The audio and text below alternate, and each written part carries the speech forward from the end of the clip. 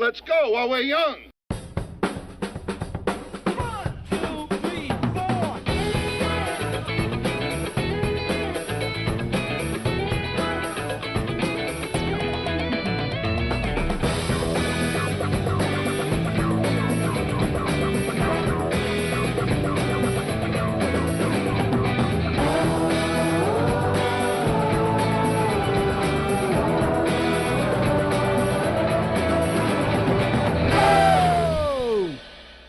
Drink and take a seat. You're in the back room. Hey, it's a long way to the top. If you want to rock and roll, which is totally what this fucking show is all about tonight. Maybe, I don't know. Hey, everybody, it's your old pal, Gary Williams, and my co-host and my guests are a pain in my ass. Making fucking noises, doing all kinds of weird shit. Like, I got enough to fucking do, and these fucking jerk-offs. Hey, everybody. Hi. Peace and love here in the back room. Hey, are you excited? We're going to have fun tonight. Oh boy, we're talking music and, you know, all things, how you listen to it, you know, how you fuck to it, maybe. Speaking of somebody who likes to fuck the music, hey, Tracy. What happened? Tracy checking it. Hi, you pal. Hey, you lady. So we're going to have fun tonight. That's that. This is what we're going to do.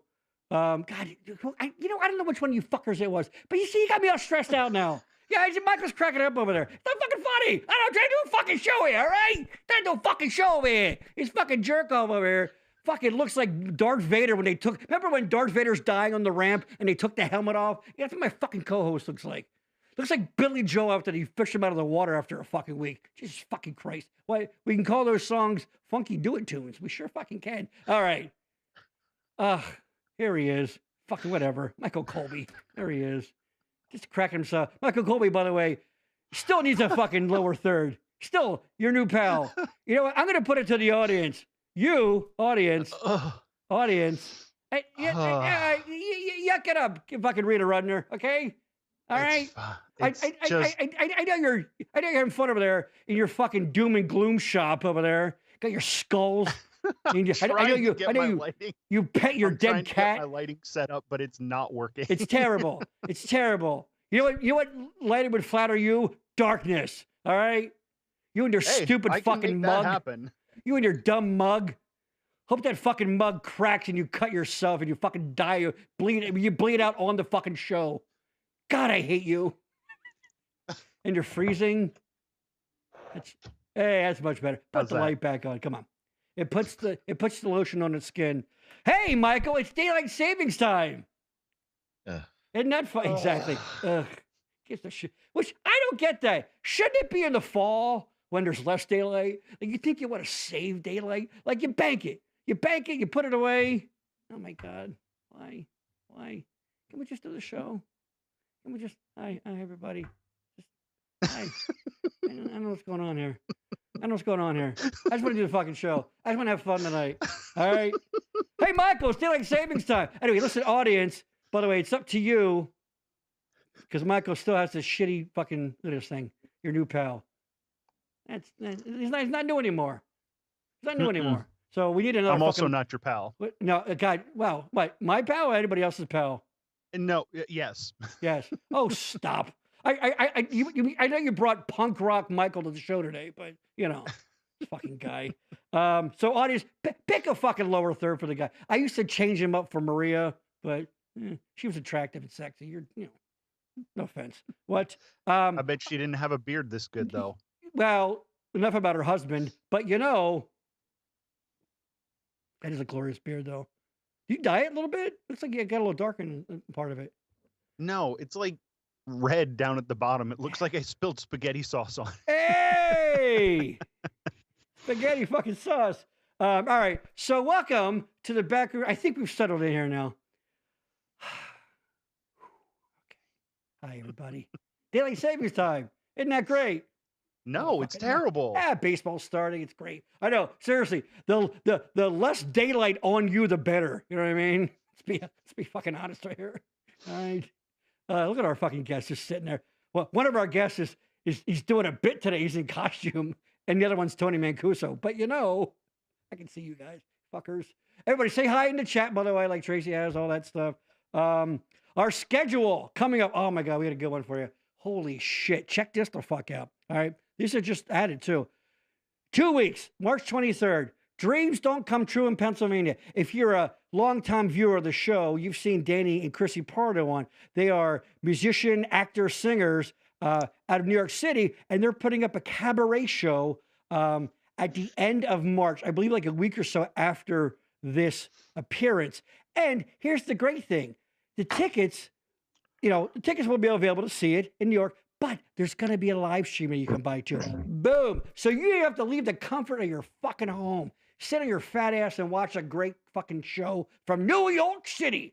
So they'll be on the 23rd. We're going to do maybe a number or two. And, oh man, if you go out to see music in the southeastern Pennsylvania, Jersey area, you know this woman, the great Kim from Vuja Day. She's amazing. She's been on the show before. She blessed us with a couple of songs. She's going to bless us with a couple of more. She's amazing. And she's funny and charming and beautiful. And yeah, exactly. I know a lot of fucking talented people, okay? I do a lot of fucking favors for you. That's going to be good. You looking forward to that, Michael? I can tell, right? Yeah. You're right. I love when live music is on podcasts. Yes. It always goes really well. No. It's not going to be like, there's no band. It's just her singing. It's amazing.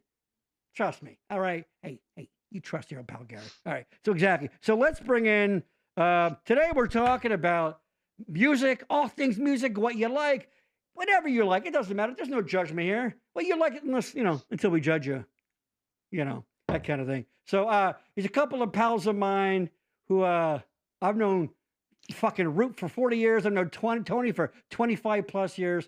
When I thought, let's do music, these are two of the guys that were sort of in the middle of my list and everybody else couldn't do it. So here they are. Please, a big backroom show welcome to Ruppert and Tony. There they are. Oh, well, Roop's there somewhere. There he is. There they are. Mike Ruppert, by the way. Rock Soldier 818. There he is. And Tony, of course. Oh my God. Tony from Three Hive Studios. Tony's not doing a bit. He's not in costume. This is just who he is. He decided he's going to Andy Kaufman the episode tonight. So there he is. Welcome, gentlemen. Welcome to the Backroom Show. What say you? Roop, first of all, before we begin, please give us the background on the Rock Soldier 818 and what that's about. Oh, so I was a member of the Ace Frehley fan club. And I sent away for like back in the day when you would like get inserts in like records and tapes to join the fan club. Yeah. So I sent and I got the little membership card and it was handwritten. My member number was 818. 818. And then became this Frehley and Frehley's Comet, right? It's Comet, yeah. Frehley's Comet, yeah. I wish I still had that thing. You don't have it anymore? I remember that fucking I don't. Thing. Oh, let's say I got a guitar pick from John Reagan, the bass player, but I still have that, but that's it. Right. Whoa, quit name dropping, dude. Yeah, sorry. Hey, Tony, or who am I talking to over there? My name is Lewis. Oh, for Christ's sake. Why can't I just want to do the fucking show? Hey, hi guys. Hi Roop, the lovely Courtney checking in. Courtney, of course, who you saw a couple episodes ago. She loves her 80s. She loves her. This is already off the rails. Lori, check it. Hi, Lori. Rube, one of the nicest people who ever walked the face of the earth. Oh my God, Tony, love the outfit. No, that's just how he dresses. There's nothing, not dressing up. Hey, pins and needles, checking in, Rube. Hello, fellas. What's up, Pinder? I just talked on the phone today. Yes, sir. What's that? I just talked to Pinder on the phone today. Oh, there you go. And as you might see, Roop's Skype is blinking out every now. It's not clicking off. It just loses the picture. He's still. Don't worry, he's still there. He's still there. So I'm not going. Not going anywhere. He's gone. You know what? You lied. He's not there anymore. All right. So I have to do all the promo shit. Of course, if you're watching on YouTube, congratulations, you found it. But please subscribe. The Backroom Network, all one word. Hi, Lori. Love you. So nice. Lori, are you subscribed to the Backroom Show on YouTube? Well, if not, get your ass over there and freaking subscribe. All one word. Don't put spaces in there. It don't like them spaces. All right? Here you go. And also, follow us on, come on, fucking end already. There you go. Follow us on Facebook, The Backroom Show and The Backroom Network. That's right. That's why you have two. Oh, they have two Facebook pages. He's kidding, honey. No one has two Facebook pages. That's for you, Tony. You're welcome. Go Back to the Future joke. There's Diane checking in. Hey. No, that doesn't show up on my screen, Tony. No, it doesn't show. I see what you're doing there. That doesn't show up on there. Diane, hey ho. Tony, listen. I don't want to be this guy. I need you to fucking behave. Please. I need you to stop the character shit and just do the fucking show, for fuck's sake. If we agree to this is one thing, but just do the fucking show. Haha, will do. Just do the show. Just do the show. If you're my pal. This is going off the fucking rails already. Also, of course, as always, you know how you're watching on your phone, but you want to do other shit? You can watch us on YouTube on your fucking smart TV. All right? Just go in there. Open up YouTube. Go to the Backroom Network. Boom. You can watch your TV, and then you can still scroll for fucking porn on your phone. All that kind of shit. All right? All right. Here we go. All right. So, gentlemen, welcome to the Backroom Show. Roop, you're there somewhere. We're a little tradition we like to do before we start. We'd like to have our take two random things in front of you. Tony, I know you got at least one red sign. Just pick two random things in front of you. Ready? And make them hump. Michael, please give us a demonstration, would you? Well, I've got Joey Ramone here. Joey fucking Ramone. There you go. And a rat corpse. A rat corpse. You know what? It's poetically beautiful. There you go. Look at Joey Ramone fucking a rat corpse. Look at him humping. Look at that. All right. Roop, what do you got? Make shit That's hump. how we do it. Make stuff hump. All right. What do you got? have my horse's ass mug. There you do. Look at that. All right. And a ping pong paddle. And a all right. You know what to do. Does it not fit through the hole? I was gonna say you got a hole right there. Well, he's got a horse cock there. Yeah, seriously. When God gives your cow a fucking hole. You gotta, that's it. There you go. All right, Tony, or Lewis, whatever your name is today. What do you got? Make stuff hump. I've got a tiny screwdriver. Hey, you do. Hey, you and fucking do. And a tiny microphone. Hey, you fucking do. All right, make them hump. There we go. By the way, if you're new to this is that kind of show. Oh, holy shit! Thank you, Tony. You can stop now. I'm in no way gonna regret this. Okay. Here we go. Hey, our pal Peter Felterbush checking in. Peekaboo, Roop. There he is. Well, good old Felterbush. Good old fucking Peter Felterbush. Well, there you fucking have it. All right. So Tony. Yeah. The guy over there. He tell us about 3 Hive Studios quickly. Okay, I will. 3 Hive Studios is studio space that I'm begging you. I'm begging you, Tony. Please get out of character. Please. I don't know what you're talking about. 3 Hive Studios is a studio that I am the creative. Hold on. I am the creative director for, Nice. And it's in Sinking Spring. Yeah. And we shoot all sorts of video content for bands and other artists. It's a rent. You can rent the space, or you can hire us to do stuff, and we do all sorts of things from commercial ads and music videos, and it's a space for the cretive. There you go. There's a little bit of a sizzle reel here on your there's on some your of the stuff that we have shot there at the space. Most of those are things that I have shot, and it's a very awesome space. It's Yo, hold on. Who's the hot black chick? 8,000 square feet. Who's the hot black chick there? That's the one of the singers from the band Philly's Finest. Yeah, That's the Harlem Globetrotters right there. The original Harlem Globetrotters, by the way. That's right. Yes, we had them in there, and it's quite the space. We do lots of really entertaining things there, and we have an arcade and games and lots of things to do while you hang out there. And photo shoots too. You want to bring in a car? They can accommodate a car. Is that correct? That's absolutely correct, Gary. Thank you for bringing that up. Oh, you're welcome, Tony. Do you want to bet? You bet. So there you go. 3hive.com. There you go. Hold on. Oh God. Clyde Mock checking in. Listening while on the crapper. That seems pretty apropos for what's going on today. Clyde, by the way, our best wishes to your lovely wife who's recovering from surgery. God bless. Very nice lady. I don't know why she settled, but she did. There you go. So 3 Hive for all your creative fucking needs, I guess, right? And I guess you can rent out the space to do a podcast too. But if you want to be a jerk off, we're the podcast fucking people at that. But all right, so there you go. Exactly, fucking jerk. So all right, so look at this fucking crew we assembled here tonight. Hold on, you guys hear that? You know what that sound? Hear that sound? It's hundreds of vaginas getting fucking wet all at once. Look at this fucking good-looking fucking crew over here. Wow. Holy shit. Tom Petty might be fucking dead, but I found some heartbreakers right fucking here. Christ. Fucking A. Clyde, thank you. You're very welcome. Michael, how you feeling today? All right? I was a little bit, I just woke up and everything, but seeing these guys and seeing how fucking worked up you're getting is really giving me fucking beautiful, life, isn't it? Gary. Is it beautiful? It's fucking great, isn't it? It's so good. Yeah, it makes me feel good too. You know what? If I start that on the show, that's just going viral, right? Wouldn't fucking hate that. All right, gentlemen, we're going to talk about music today. Yay. Anybody? Yeah.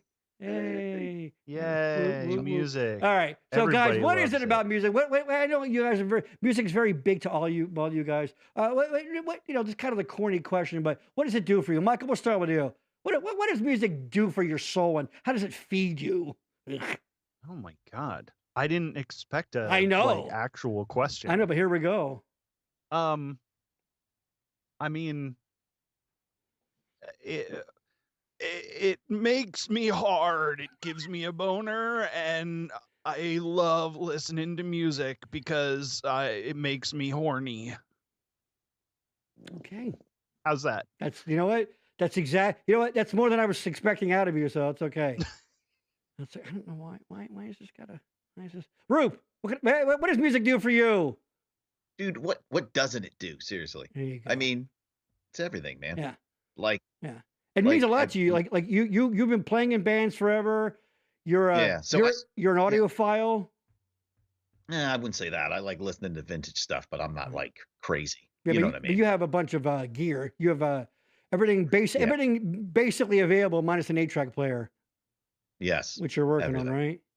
So yeah, like how I got into it was when I was a kid, my dad had like huge boxes of 45s that his stepmom got because she worked at a restaurant, and the guy would come in and throw the records out. So she was like, well, can I take them for my son? So as a kid, I would like listen to old Chuck Berry records and Jerry Lee Lewis, that stuff. And that's what I was like, wow, that's pretty fucking sweet.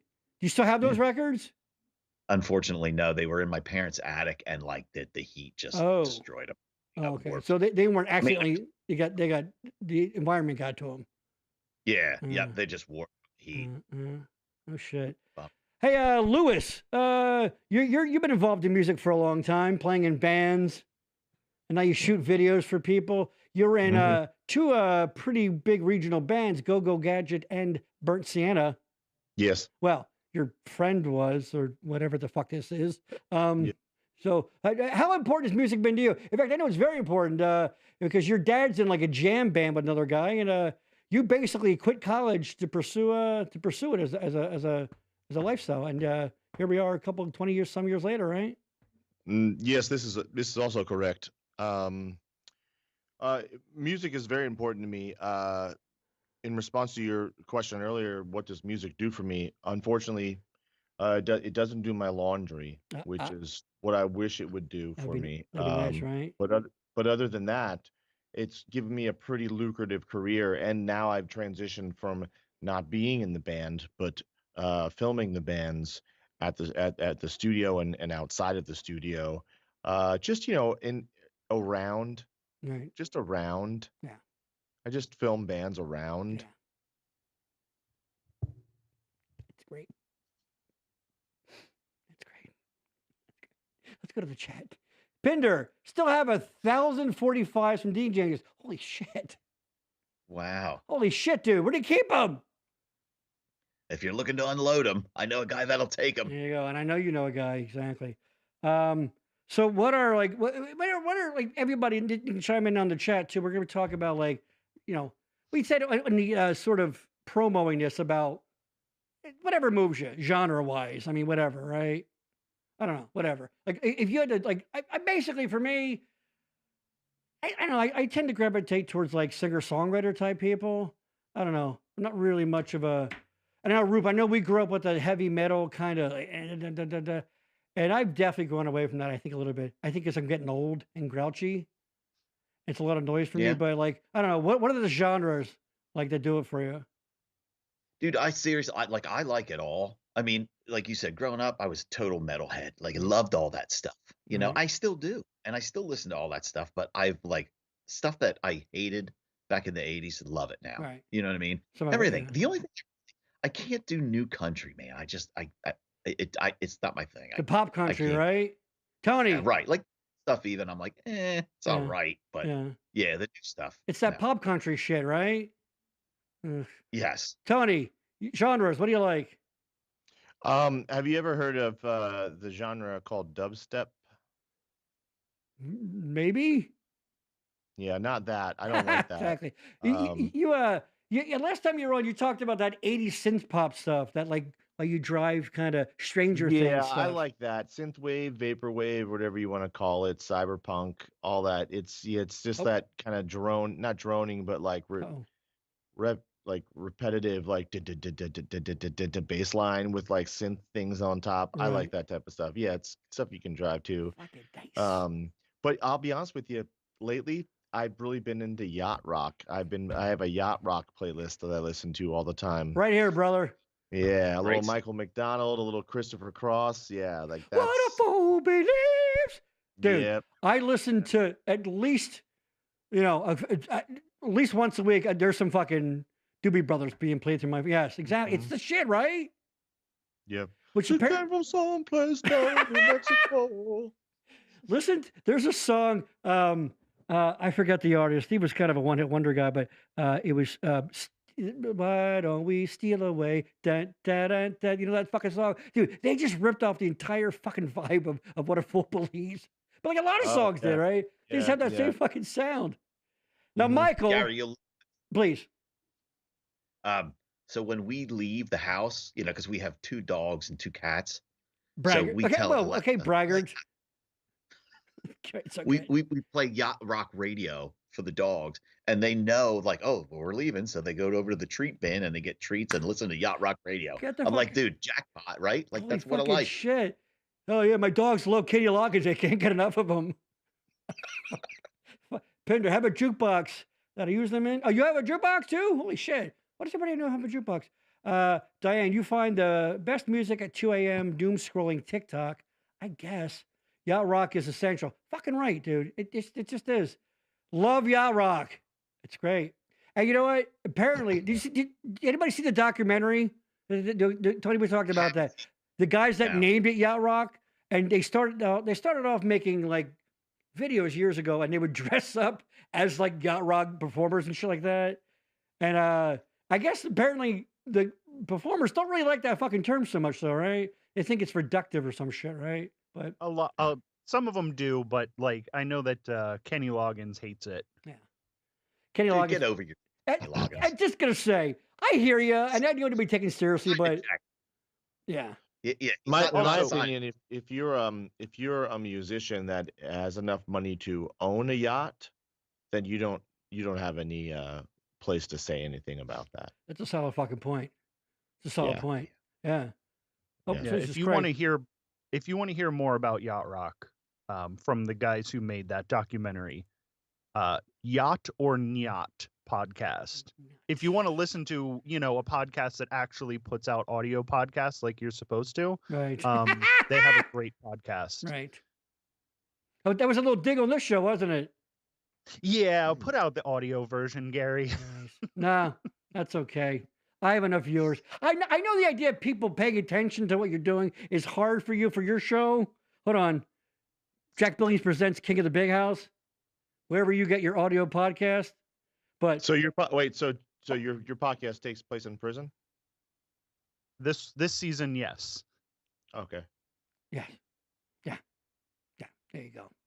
I don't know why Michael hates fucking doing the show, but he just. All right, Diane. I make my kids on the bus listen to yacht rock or yacht rock, whatever the fucking it is, right?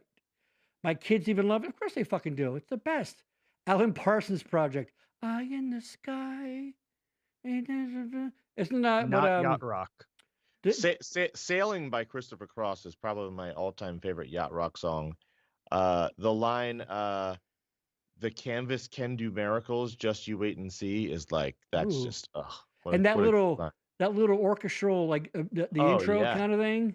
Yeah. Which I saw a thing about that. Apparently, it was an accident in the mix. They didn't mean to put it there, and they're like, "We should probably keep that there." They liked it. Yep. It's great. Kids love it. Lady Poopington. I have amazing memories of my grandparents putting on big band albums and dancing in the dining room. Makes me super sentimental. That's true. Yeah. Are we sure that that's her real name? Yes, that would be the lovely Mrs. Williams. That's just her. That's her YouTube handle. That's Denise. Yes, that's the lovely Denise. Yes. Denise is an old. Denise loves. I tease her all the time about. She loves like Ella Fitzgerald and all kinds of like standard post World War II kind of stuff like that. Loves it. And you know what? It's pretty goddamn good, some of it. So, that's the point, isn't it? Like, it doesn't really have to. Now, Michael, when you get caught between the moon and New York City, the thief from Arthur. There you go. But, dude, if you're going Christopher Cross, you got to go Ride Like the Wind, right? Oh, yeah. Well, such a long way to go. Have you ever seen that old SNL sketch of Rick Moranis where he plays Michael McDonald? And he runs into the studio and he just sings that one line and he comes back out. Yeah. It's classic. In fact, Michael McDonald talked about that. He's like, I've been milking that thing for years. He loves it, apparently. It's really funny. Look it up. It's SCTV, Rick Moranis, Michael McDonald. And because the joke was Michael McDonald did backgrounds on like every other fucking song back then. And he's rushing to the studio and they're playing the song and it's coming up and he just makes it in. Such a long way to go.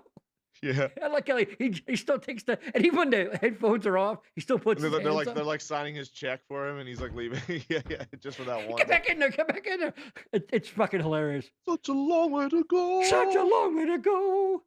Hey, Dennis Eagle checking in. Steal away Robbie Dupree. That's it. There you go. What's up? By the way, Dennis, plug the DJ in. More cowbell. That's what's their name? Help me.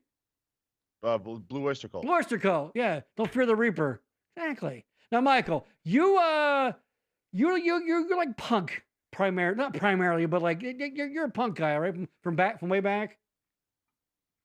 Yeah, I like my music angry. Right. It doesn't necessarily need to be punk, but I do like angry. I like angry hip hop. I like angry punk. Right. I like my music fast and short and angry. So like Judy Garland stuff. Yeah, exactly. You're a big Pixies guy, right?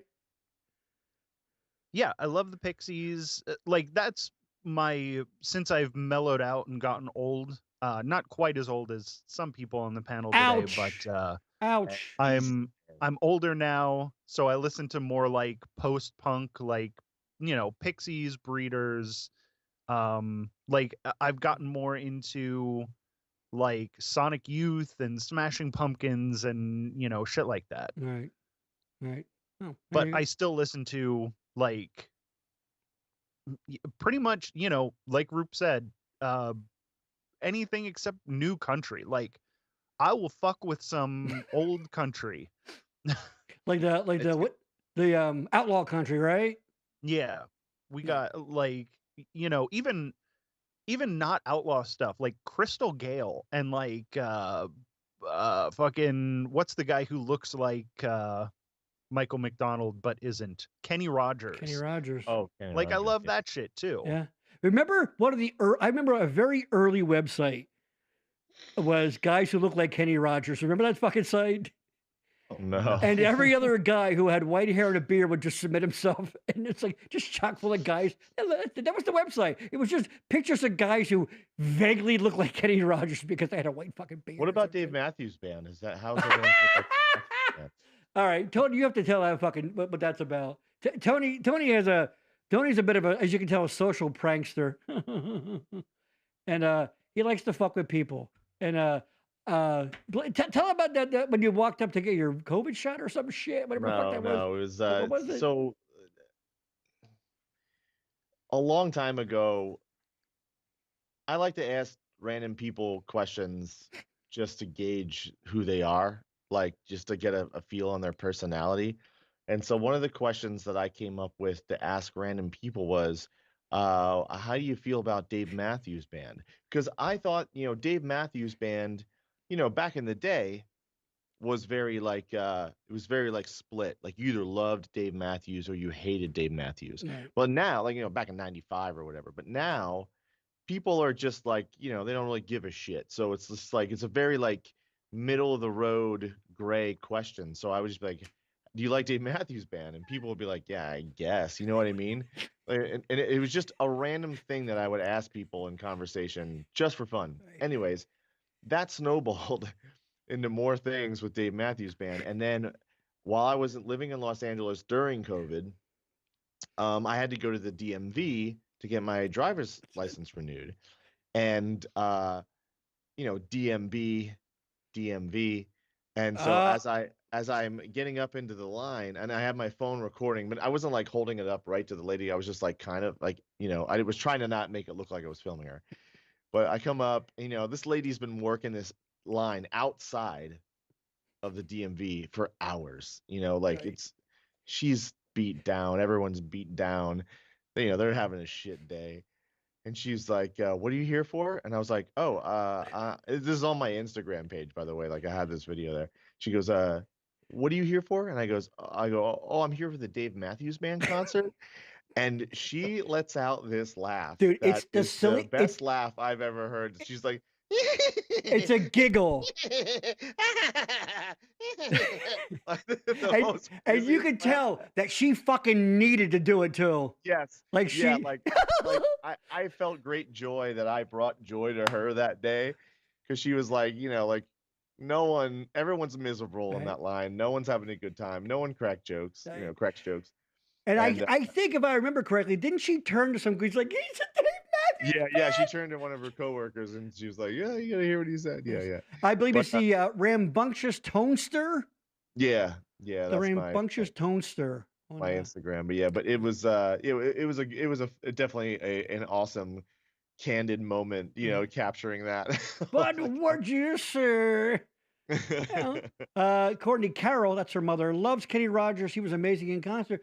Kenny Rogers started out I didn't notice till maybe a year or two ago. He was in kind of a hippie kind of, that song, just checked in to see what condition my condition is in. That's Kenny Rogers in a band. Before country, he was like into this sort of 60s fucking, I don't know what you call it, drug, but it's kind of funny. Like, what the Kenny Rogers, I guess. Yeah. I saw every Motown group in Valley Forge Music Center back in the day. My parents would take me to every other concert. You need to mention Gary, Dave Wade, and Without Warning, very Boyertown. Rube, remember them? Yep. Yes, that's a very, very Boyertown centric band. What's that, Rube? Was that Strawberry Alarm Clock that you were singing? Kenny Rogers was in that band? I don't know. Let's look that up. Check in, see what condition my condition is in. Whatever band that is, it's Kenny fucking Rogers. Yeah. Oh. Kenny fucking Rogers. Guys who look like Kenny Rogers. Speaking of that, you know what? I'm glad you brought that up. That was another thing I'm going to talk about. Okay. Well, how about we kind of mentioned this genres you dislike too, but Rube, we've talked about this. In fact, Michael too. Honestly, and the older I get, I'm really fucking mellowed out. Like I'm every bit the middle-aged white guy that I am. Like, I love fucking yacht rock. I love Doobie Brothers. But you know what? Also, I have a huge respect for disco. Disco. Roop, back me up on that one. Disco. Love the disco, man. Yeah. Love it. Yeah. Dude, Village People, those bass lines are amazing, man. Yeah. Michael, even you, and Michael, you're on board with that too. And also you like Hall & Oates too, right? Yeah. I love disco. I think the time signature for disco, like the drums in disco, is so fun and cool, and like hard to do. Like, didn't it's fun. Go ahead, Rip. It's just fun music. Didn't Dave Grohl? He was interviewed one time, and he was like, "Stop all this! I'm a great drummer." He's like, "If you listen to," and he was naming songs. So he's like, "I was just ripping off funk and disco beats," and he started, and people were like, "Holy fucking shit, he was." He was just ripping off old Sly and the Family Stone riffs and shit, whatever. Yeah. Did you ever listen to Parliament Funkadelic, P-Funk, Bootsy Collins on bass? Right. Amazing stuff. Yeah. Hey man, don't be the guy who wears the shirt to the band you're gonna go see. They feature prominently in a what was that, PCU, right? What that movie?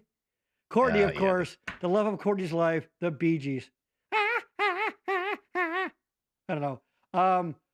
So yeah, there you go, that kind of shit. Concert wise, Diane East. Hold on. There's Frank checking in areas. Don't forget to smash the thumbs up and like and subscribe. You're welcome, Gary. Thanks, Frank. Roop. That's Frank. You know who that is. Yes, we were just hanging out at an Eagles game a couple weeks back. Fucking right, you were. A couple weeks back. Jesus Christ, the Super Bowl was already over a couple weeks. Maybe a couple months back. How's that? We're at that age where everything was like it was either a couple weeks ago or 10 years ago. Like, hey, I saw that guy in 1997, so like 10 years ago, whatever, right? If you guys like 70s disco and 80s music, you need to check out the band Shaken. They are very good. Tony, ever heard of them? No. No. Michael, Shaken? Have you ever heard of Bill McClintock on YouTube? I have not. No. Bill McClintock does all of these different types of mashups with different artists, and so like I love ABBA, and but I also love Donna Summer. We're talking about disco stuff. Yeah. And they do this Danzig mashup called Bad Mother. So it's it's Donna Summer music. Right. So it's like it's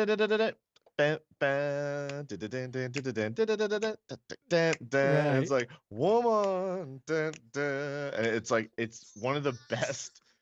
I love mashups. So we did a lot of mashups in Burnt Sienna. That's one of my favorite mashups of all time. There you go. Hold on. What do you got? Who do you got there, Michael? Just shaking.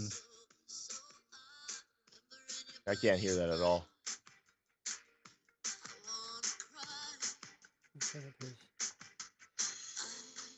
They're gonna take down this video. We're gonna get flagged. No, I'm kidding. I don't give a shit. Not bad. Yeah, I like it. Earth, Wind, and Ozzy last night. Rupp and I, coincidentally enough, Tony, it's funny you said that because Rupp and I have been sharing back and forth the last few weeks fucking mashups, and one was Earth, Wind, and Ozzy, and it's like it is fucking crazy. You go, holy shit, that really does fucking fit that. Yeah, Bill McClintock, that might be one of his. Bill McClintock does a ton of them, like these amazing crossovers. There's one guy who uses like you can see the waveforms. He staggers them. Is that him? Yeah, that's I can't think of his name right now. Shit, I know what you're talking about. Yeah. I've seen it. Michael, have you heard any of those mashups? No. Oh, they're fucking badass. He does a lot of AI stuff too, where he'll like, he'll do like Smells Like Teen Spirit, but then he'll use an AI Frank Sinatra voice. So it sounds like Frank Sinatra. Yes, I've seen those. Yes. Yeah. That's badass. Same guy, yeah. Wow. One I've always noticed, and I can sing it, but not when I'm on the spot. But the Pina Colada song and Hotel California. There's a bits of that where you can, but they fucking fit together. Yeah. It's kind of weird. We talk about the band. Dan Hogan is the drummer, Boyertown, class of '87. Well, check it out. My dad used to play ABBA on the reel-to-reel. There you go. Rupp's got a reel-to-reel. You don't have it? No, it's not handy. I don't. That's not them. Then it says says you. That's September always gets me to turn the sound up. Yeah, to remember whatever Michael was playing. Whatever. Who knows? We'll look it up. I'll be back in just 1 second. Please, you take your time. Another good mashup was. Hold on. No, Tony's doing a hold on. Tony's doing a bit. Hold on. Tony's doing a bit. It's not working. Ah, damn it. I was hoping. Wait, hold on. I got this figured out. Tony's gonna put up his That's my freeze screen. Your time circuits. Yeah. There you go. Just need to. There you go. There it is. That's close enough. Tony's got the bladder of a much older man. So there it is. I love it. I love it. Now you know what? You can't go wrong with Back to the Future with me. Fuck yeah. Look at that. Yeah, look at this fucking Doc and Marty. Hey, Marty, you want to get weird? You want to get weird? No, I can't do that. The secret. I put that back. Rupp, you've been talking about. We get into concerts so much. Mark, are you a concert guy? I used to be. When we were in high school, we spent our entire summer at concerts. Mm-hmm. Like there was a lot more around, and it was all very, very much cheaper. Like we used to go in and see 5 bands for $10. Wow. What was this? We were going to punk shows and shit in church basements. Was this like a silo thing? Because you're in the region, right? No, not the silo. That was for the big bands. No. Wow. Like in Fleetwood and in the fire halls in Fleetwood, we would go see. I got you. I'm trying to think. The Piss Shivers were one of them. I've heard of them. Yes, I've actually heard of the Piss Shivers. Were fucking great. Because I fucking love that name. There was a club in Reading that used to have punk bands, and I can't think of it. I've even played there before, and I can't think of the name of it now. But it was like in Reading proper, like in the city. Oh, is that the place not far from the fucking Denny's? Help me out. The bar that's got the bar that's got the fucking the Pike. Is it near down the street from the Pike Cafe? No. There's a club there that used to do music. I can't remember. Exeter Street or some shit. We also used to go up to Music, PA to go see hardcore bands at CC's. And where was this? In Music. That's a up town? north.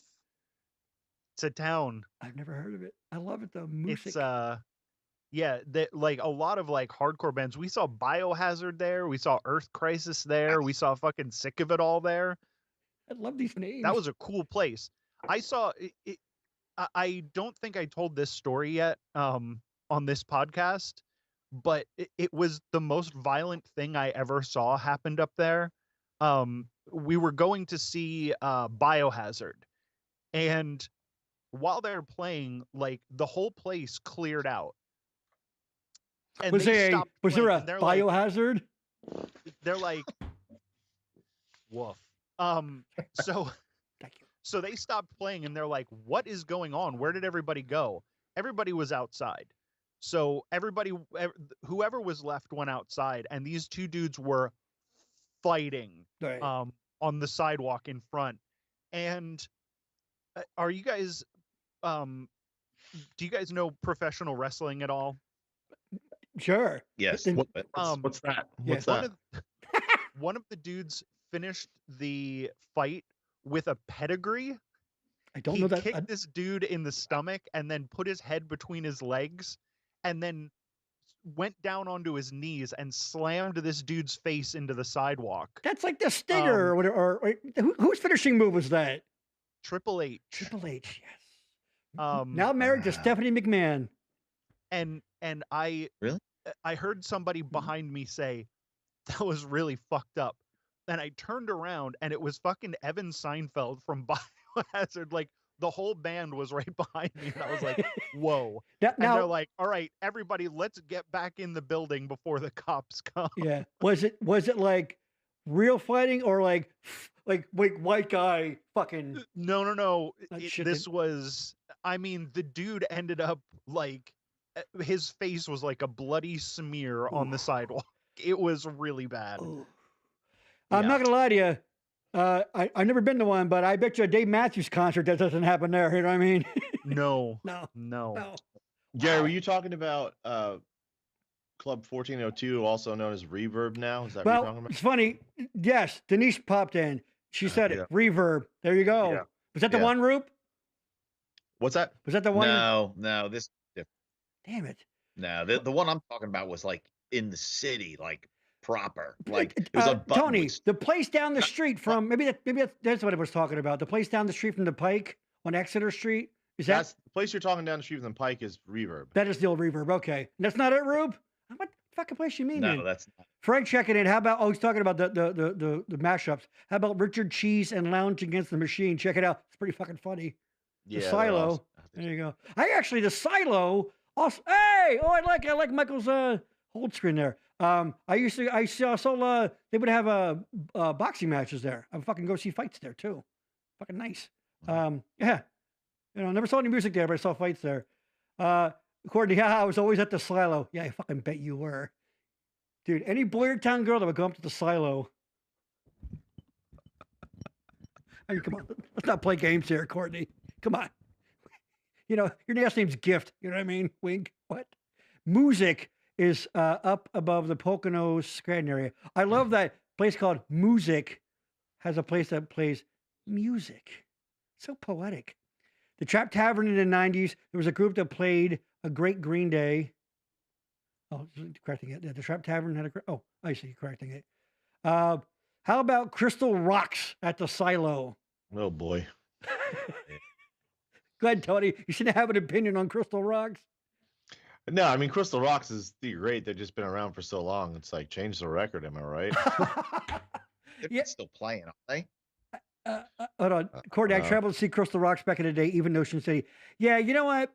I'm all for people. And to be fair, Tony, your dad's still out there doing it, but it's a different kind of thing at all. Yeah. Tony's dad, it's a Sam and what's his name there? What's his name? It's called the Frank and Sam. Frank and Sam. His dad's Sam. But they do like they're just two guys, but they do like, let's be honest, like shit older people would like, but they're great. Yeah. They're fantastic.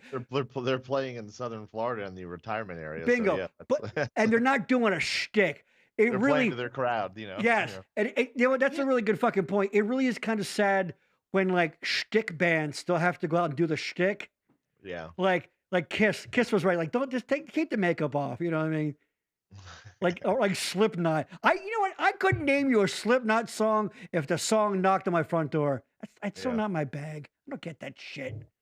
I bet do you know the Slipknot, Michael? I fucking hate Slipknot. Yeah, I don't.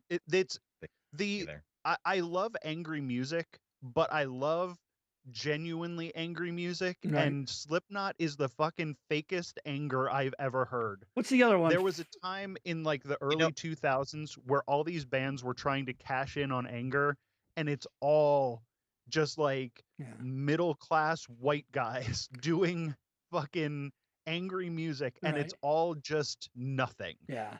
Fucking, they have their guitar slumped down by their fucking knees doing that fucking thing. Oh, Tony, you were around then. Go ahead. You were playing. I actually went to see Three Doors Down and Nickelback on September 11th, like the September 11th, 2001. Huh. Yeah, I was in. I woke up, but obviously, the world was crumbling down around us on the news, and we had tickets for a show that night. My drummer, my band I was in at the time, and he called me like around lunchtime. And he goes, hey, like, this is how we held our phones back then.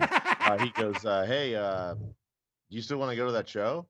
And I was like, yeah, I still do. I was like, I'm just been on my couch watching this terrible news all day. And he was like, all right, let's go. And it was a great show. And they had like the drummer for Three Doors Down had a giant like American flag in front of his drum set. And they kind of had a moment of silence for the people that died and stuff. But it was great. It was great. I bet that show was still less awkward than the beginning of this episode. Okay, let's go to the fucking chat.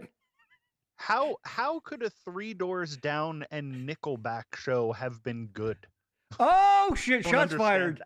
Shots fired. I mean, this was before like the whole hatred came across. You know what I mean? Like, I don't know if you noticed, like, there's this thing online right now, like people are talking about like everyone shits on Nickelback so much. And I'm like, why does everyone shit on Nickelback so much? Yeah, they're like one of the like top selling artists of all time. Yeah. And like look at this photograph, Tony. Yeah. Christ.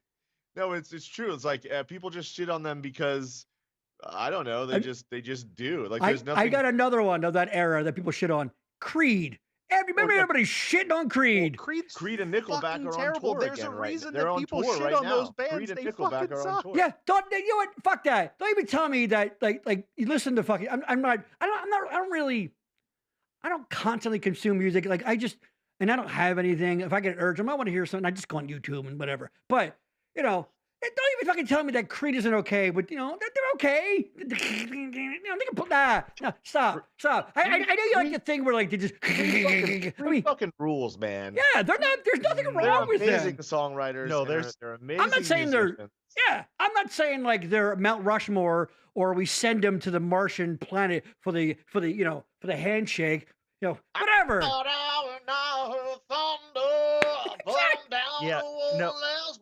Let me see. Is not new for me to hate. Ever since the early 2000s, I've been hating on those bands because they're terrible. You know what? Here, listen to this. Ready? Let's not listen to any of it. No, listen to this. You dick. There you go. That's fine. That's what Ruppert for you. For. Gary, that's why you hired me, to be a dick. Of course. No, there's no wrong answers. Funny Buzzy Slippers. Kind of heard of them. I don't know. Roop. Frank checking in. How about Paparazzi at the Silo? That's one of Roop's old bands. Speaking of funny bunny slippers, can I plug something? Please, have at it. So the old bass player from Fuzzy Bunny Slippers, Nate Myatt, also used to play in Go Go Gadget back in the day, my old band. Right. And Go Go Gadget is having a reunion show at the Reading Phillies Stadium, the Redners concert place. Yeah, March 29th from 6 to 9. And then afterwards, the current Go Go Gadget lineup is playing at Legends Live from like 10 to close. Oh, that's pretty cool. So I'll be performing on stage with the reunion guys, the old members like Nate and Jeff and Mikey, and then afterwards we're gonna go down to Legends Live and party with the current. Anything on that on the 3 High website? Because I know you guys do their video and promo stuff, right? Yeah, I'm trying to think. So Jeff sent me a link the other day for that. Let me see where it links to. Boop a doop a doop doop doop. I know you guys do you work with a band. They're kind of a mashup group. What is it? The Magical Mystery Doors? Yeah. So Jeff manages a group called Magical Mystery Doors, which is a tribute to Beatles, Zeppelin, and the Doors. Yeah. This sounds amazing. Yeah, so the tickets for Go-Go Anniversary is on simpletix.com. I mean, I don't know if you want, I can text you the link. I don't know if you can put it up right now, but like, everybody listen, Simpletix, Tix. Yeah, Tix. Yep. There you go. Simpletix.com. Yeah, the 20-year anniversary concert, March 29th. It's going to be amazing. I mean, we got so many different guys from the lineup, you know, from 2005 to 2000 and like. And Go-Go Gadget's no fucking joke too. Like they were pretty fucking big regional band too. So it's pretty badass. I mean, I know I'm a little biased, but I have to say I think they're probably one of the biggest cover bands in the area, next to Mr. Green Jeans. And Mr. Green Jeans was like, you know, the top of their game. Wow. All the time. It was always like it was Mr. Green Jeans. God, they were big when we were kids. I think. Kristen and the Noise, and like Go-Go Gadget. Like, but you know, Kristen, Burnt, and Green Jeans were there before Go-Go Gadget. Right. But no, I mean, they've always just very innovative band. Like Jeff is a great band leader, and he's like one of the first bands that really brought production to the next level when it came to cover bands. Cool. Like all the bands would just use house lights and stuff, but he like started building custom lighting boxes and doing all this crazy stuff on stage that no one else was doing. And then you know, bands like that, they are, and this is not to shit on like your work buddy's band who does cover tunes at the bar. That's fine. These are professional high money making bands that just happen to be sort of, I want to call them jukebox bands, but any Go-Go Gadget show you go to, you're looking at least a, man, as a ballpark, I mean, Jeff would have a better answer, but like $20,000 to $50,000 in lighting production at every show. Yeah. You know, just it's stuff that he's accrued over the years, and the production and the lights that he does is just, it's insane. You know what I mean? You're not going to see that with any other cover band ever. And, you know, and the current lineup is just fantastic. They're all amazing musicians, amazing singers, great just performers. I know it sounds like I'm just just trying to do a promotion right now. But no, I mean, I've known these guys for a very long time, and they're really, really talented. Michael, do you have a sort of a favorite band in that genre? Kind of a cover, that middle of the range. You know, they're not doing their own stuff necessarily, but they're not also. I mean, do you have a you got something like that? No. I don't know. I don't know.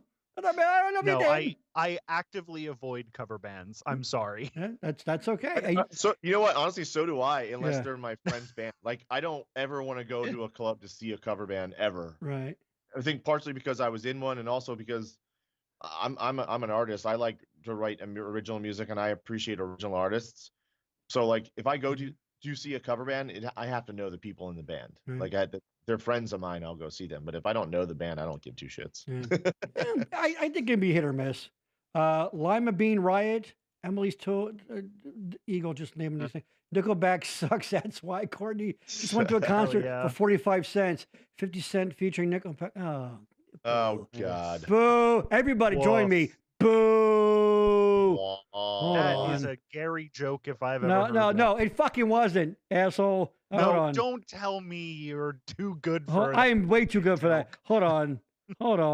Dennis. You're an idiot. Oh, for fuck's sake, dude. Dude.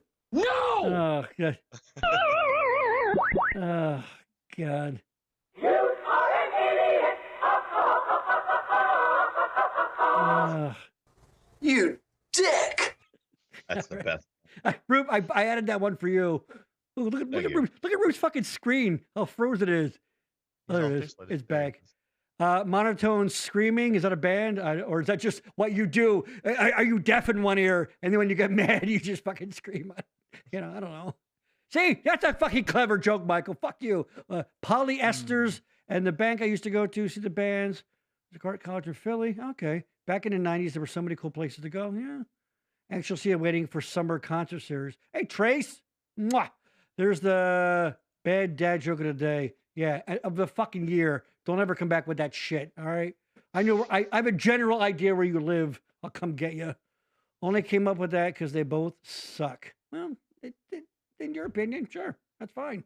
You know, believe me, 50 Cent, when he's fucking pulling his wet dick out of the fucking, he pulls out models like tissues, he's going to go, man, I hope that little white motherfucking blurred down. I hope he's cool with me.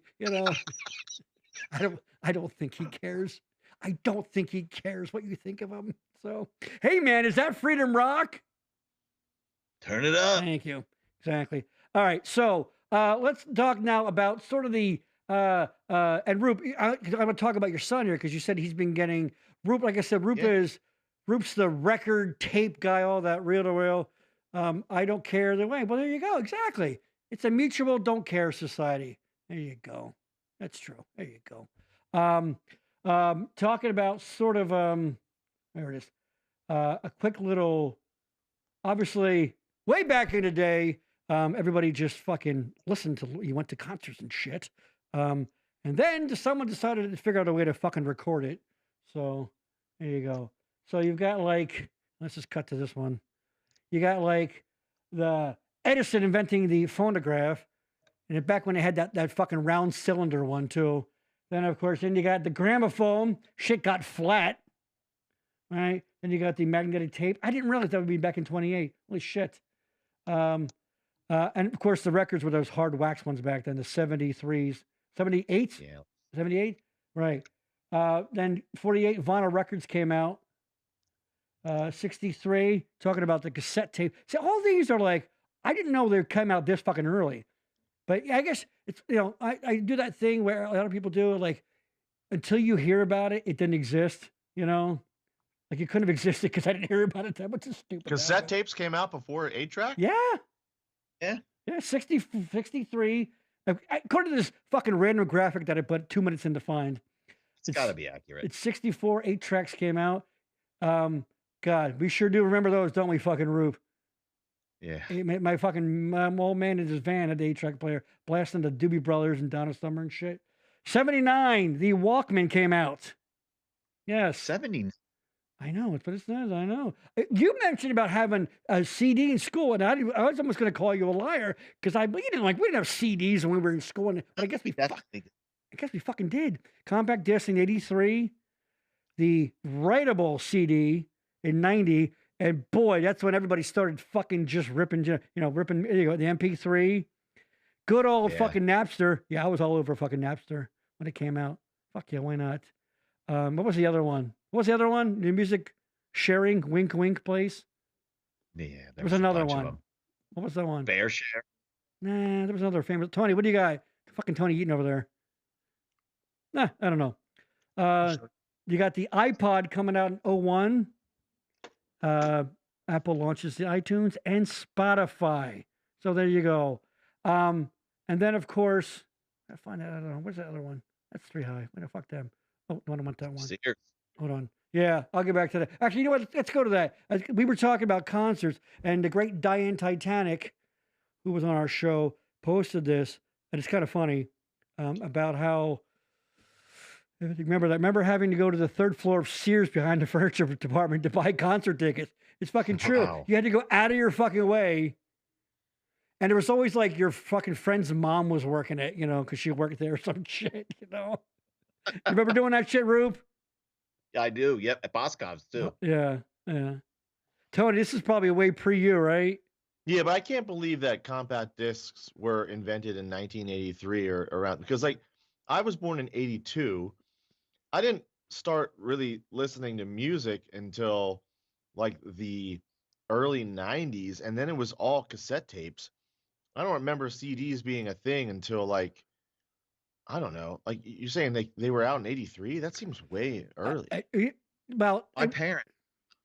My dad got me my first CD player for Christmas. It was 88. I know. I was still in high school. Right.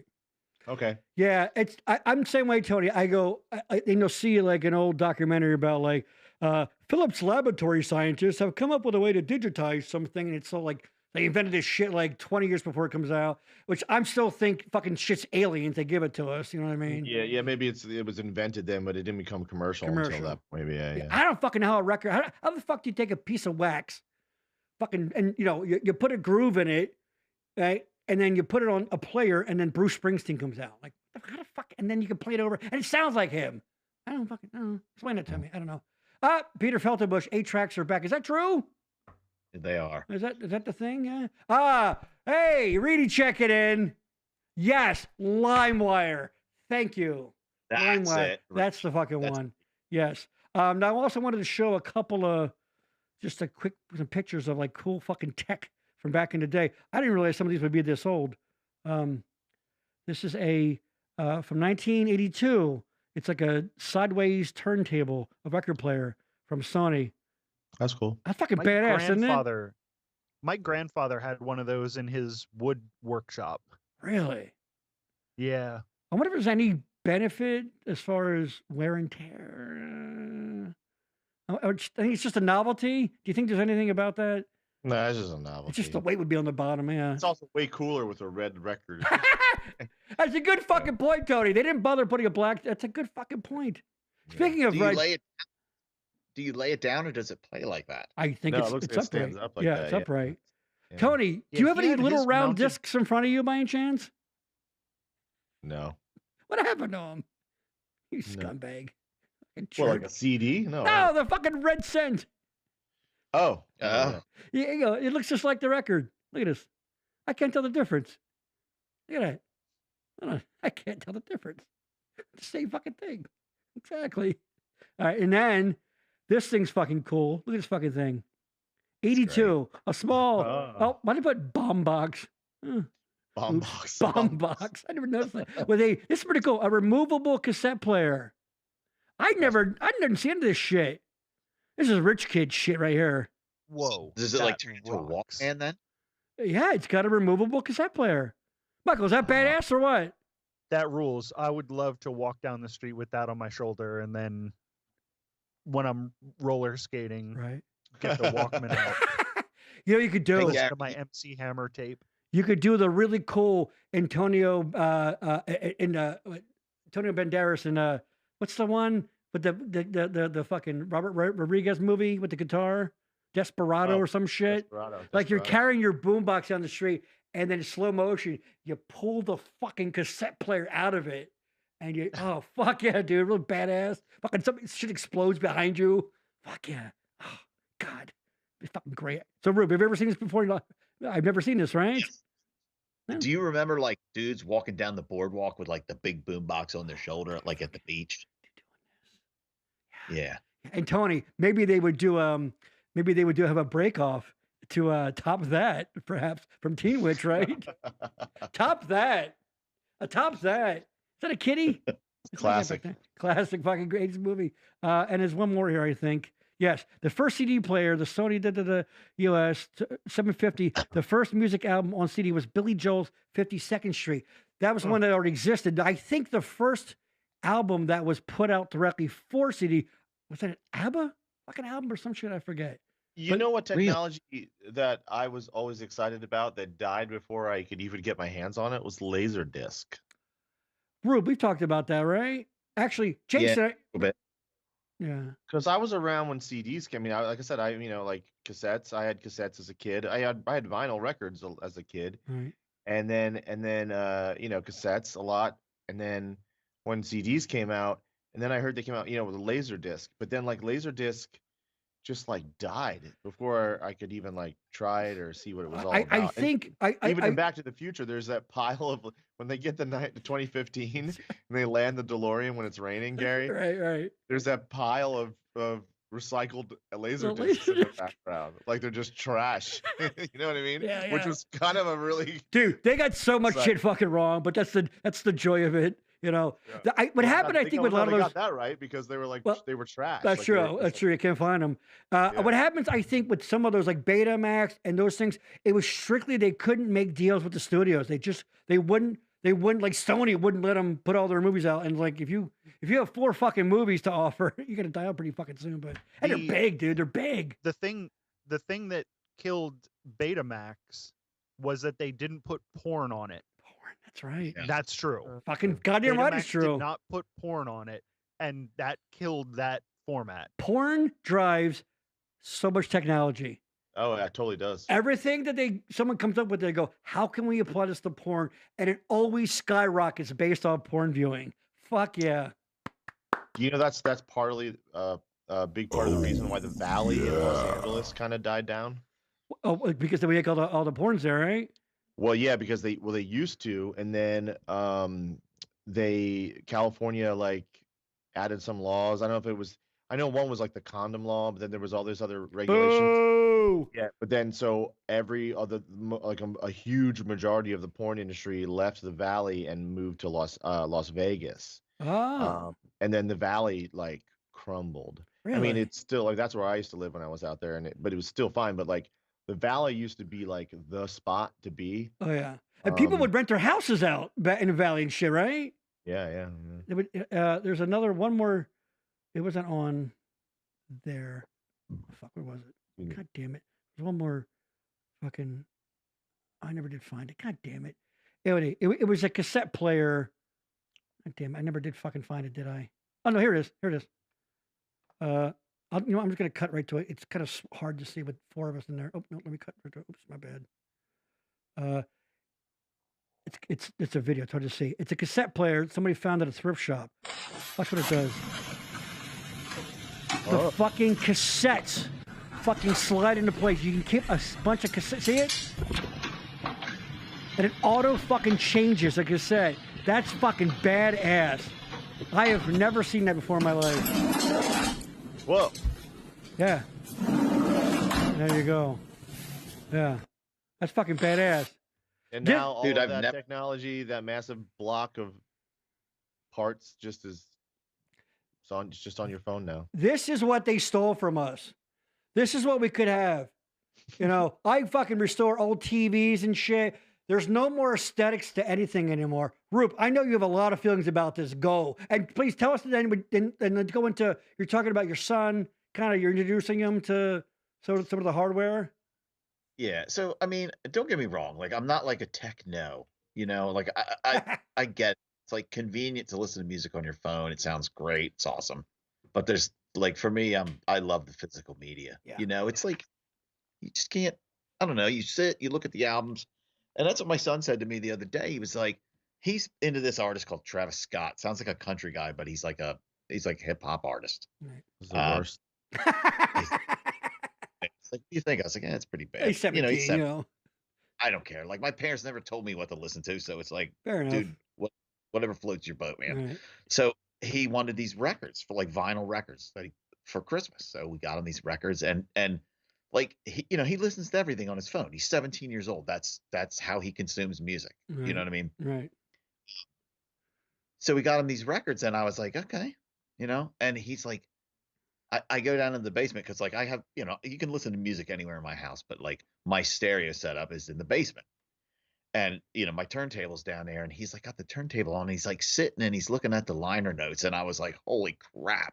Like, that's what I did. Yeah. Like over and over and over again. Yeah. To the point where I would look at like, oh, who was the executive, who was the producer? Right. Where was it recorded? And it was like all those things became like, you just consume the whole thing and then I remember when it went to like tapes, it was like, well, you still get that stuff. Some lyrics. Right. And how much it was like 15 folds and the shit was just fucking thick, Right. Yeah. But it was like, I didn't ask him. He just told me that he was like, he came upstairs. He's like, oh, Dad, it's really cool. I was like looking at the liner notes and, I was like, yeah, and that's kind of, album art is gone. Yeah. Think about it. Everybody our fucking age, their parents had the American Graffiti soundtrack. Remember that? And what's cool about soundtracks is they would have all the fucking, like, they had the pictures from the movie. And sure. Yep. Somebody they've taken this from us. Michael, any thoughts on this? Cause you're an interesting age, because you're like 45? So you're right on the cusp of some of this stuff, as far as old media versus just going. And I get it. Like Rube said, it's fucking easy. That's all I could listen to. I listen to YouTube and listen, but. Right. I might want to go. And Rube, we talked about this too. Comedy albums. Cheech and Chong had a comedy album that came out with a fucking record-sized rolling paper. That's pretty fucking funny. Yeah, it was the whole insert was a huge rolling paper. Yeah. So, Michael, your thoughts on that stuff? I personally live in a house that is too small to be collecting physical media. Right. I don't love physical media just because of that. I do have records. I think it's cool. I don't like that anything on tape is coming back because tape doesn't sound great. It doesn't have that sound that vinyl does. Right. And also it gets worn out. If you listen to a song a bunch of times on a tape, it gets worn out and it's stretched and it's warped and it sounds like crap and it didn't sound great to begin with. Right. It's just tape is a stupid thing to have come back. And you have to get a pencil out and fucking you have to do some surgery on the fucking thing. But the thing, I mean, I don't want to like get too serious, but like the thing that ruined shit like that is the record companies. Like they do everything that they can to save any amount of money. So like first it was the inserts and then it was the big, because I remember listening to tapes and having the foldouts, with the lyrics and the pictures. And then all of a sudden it was just like one piece of paper that was folded so that you could see the cover. And then it was like, as soon as you could get it digital, the record companies wanted you to do it digital because they didn't have to print anything. And then as soon as they could play it on Spotify, then they got all the money from Spotify. So it's, again, money ruining art all the time. Every fucking time it's money ruining art. And there's apparently no more fucking music industry. I mean, if you want to make money, you got to tour, right? You don't make any fucking money off of it. You have to tour. You have to like get your shit on YouTube, get it with views and stuff. Like, I like how easy it is to distribute your music now. Right. But there's also nobody behind it. There's nobody like, because I mean, fuck the record companies because again, that's a bunch of money people running what should be run by creatives, is like the music industry. Isn't that always like the conflict you have a bunch of office people who have no idea what it's like to make any sort of art, making the decisions for these artists, and it fucking sucks. And they're going to make the decisions based on the money rather than the art 100% of the time, because that's all they care about. And that's like, say what you will about anything, but the money ruins the art fucking every time. Isn't that always the conflict between anything, the artist versus the money people? That goes back. That goes back as early movie days. Because we've only been making movies just over 100 fucking years, and it was the same fucking thing then. It's like, let me be creative, and they go, well, we got to make money off of it. I mean, I kind of get it. And they do, and they still do it now. It's the reason that like I'm not a Christopher Nolan fan, but like Christopher Nolan makes these movies that people love. And then like, instead of promoting that, they promote these fucking boring ass Marvel movies that are just the same thing over and over again, huge spectacles with shitty CGI. And like, I don't know, it all sucks. Like, get off my lawn. Well, it's not even an old person thing. It's That's a true. creative thing. Yeah. I as a creative person, I don't like businesses making decisions for creatives because they're gonna ruin the art. I tell you what, let me just play devil's advocate here. One, a hell of a lot more choices for things today. It is good that people can just sort of, I mean, I've got a mini TV studio here. People have, you could record, mini recording studios, and you can make stuff that was unobtainable even 10, 15 years ago. So I kind of get it too, that there's a very small window for your movie or for your song, and you want to kind of like get it out there. You want to monetize it, just one, to make a living, and two, just because a lot of times there's people, there's it's downstream too. There are, you know, the crews, the recording, you know, the tech crew, all that kind of stuff. So I kind of get it. You know, you got to cash in how you can, but I don't know. Anybody thoughts on that, Roop? I mean, I think, you know, the fact that the record industry is dead is why concert tickets are $500 a pop. I get it. The artist's got to get paid. That's true.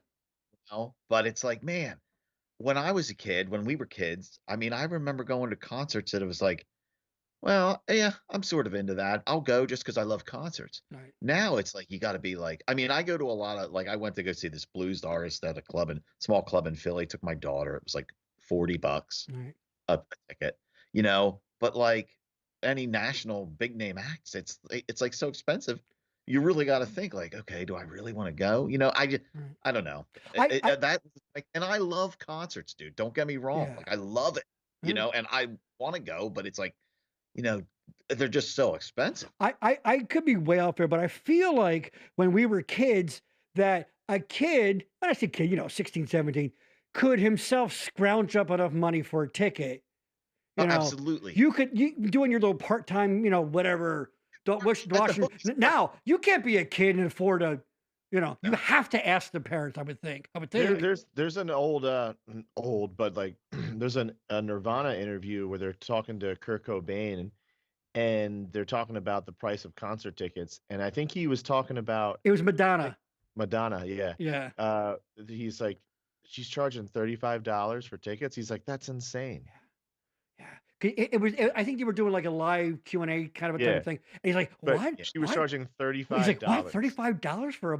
That's like, crazy. That's crazy. Yeah. He's like, "That's crazy." Yeah. And then, of course, everybody freaked out about Ticketmaster and all that kind of shit.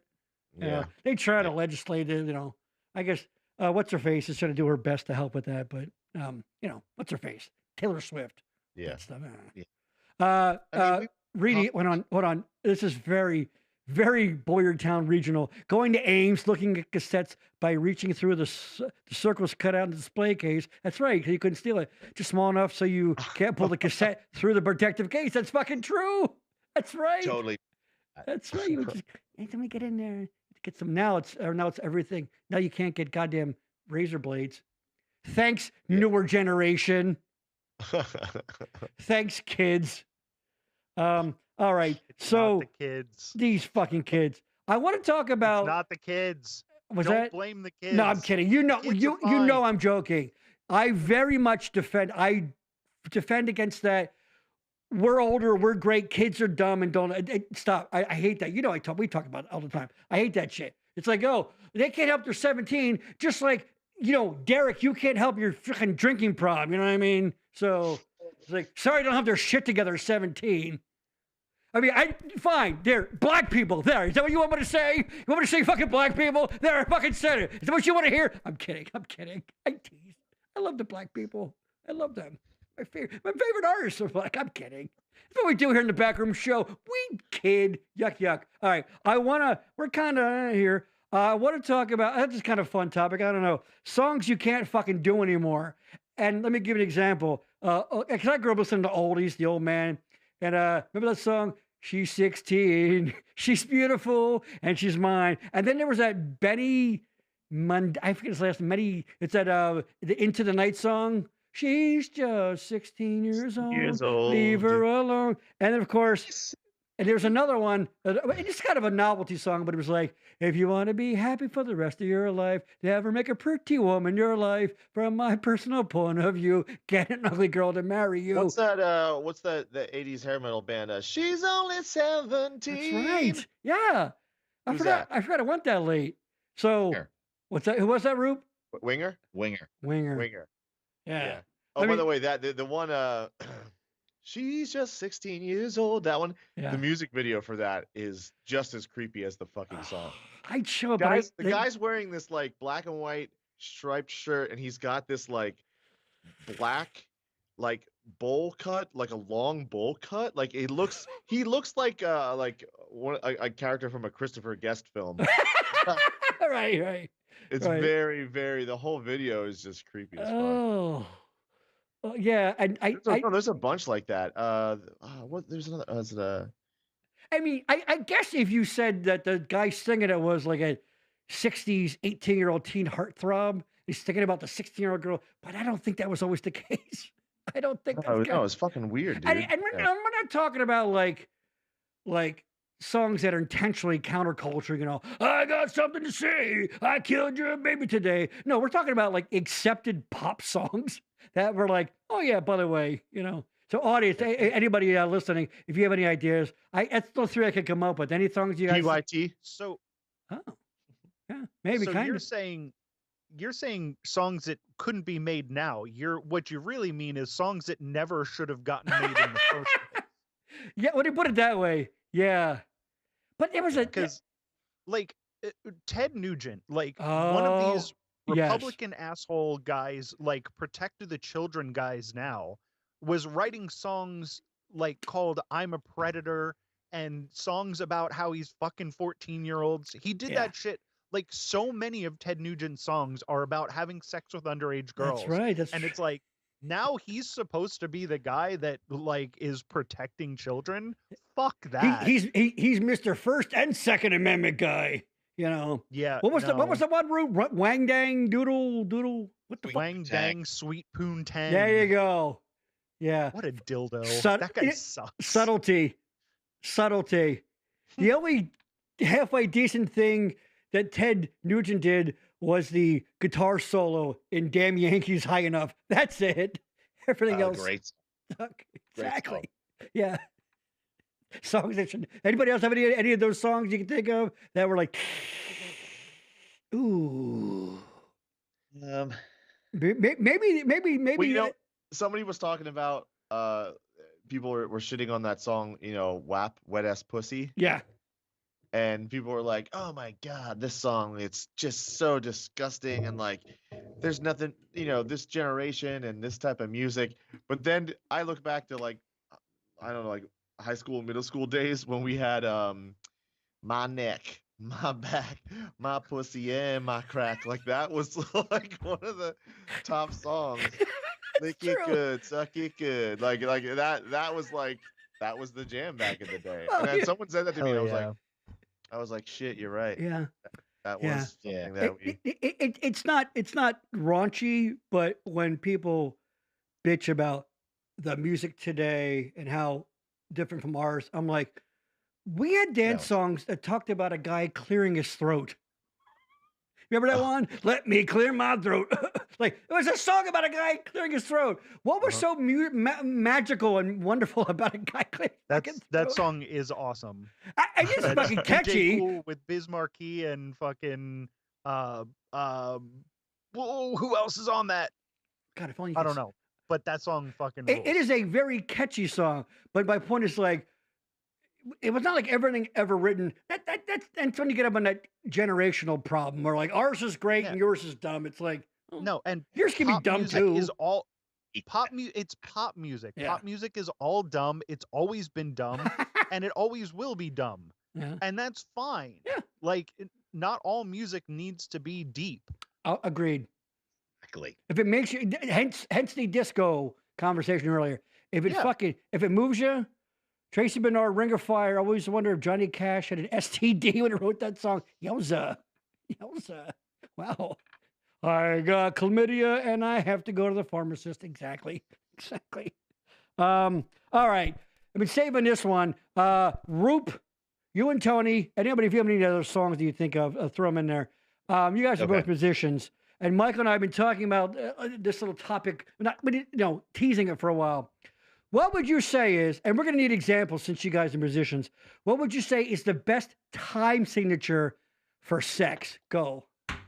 Now, first of all, can you guys give us some examples of, hold on, oh gosh, oh golly gee. The best time signature? First of all, give us examples of time signatures. Anybody, if you don't know, it's the little 4/4 or 3/4 in the front of a music. It's how many beats per measure kind of thing, right? How about explain it better than me? Oh, you guys there? Take this, Roop?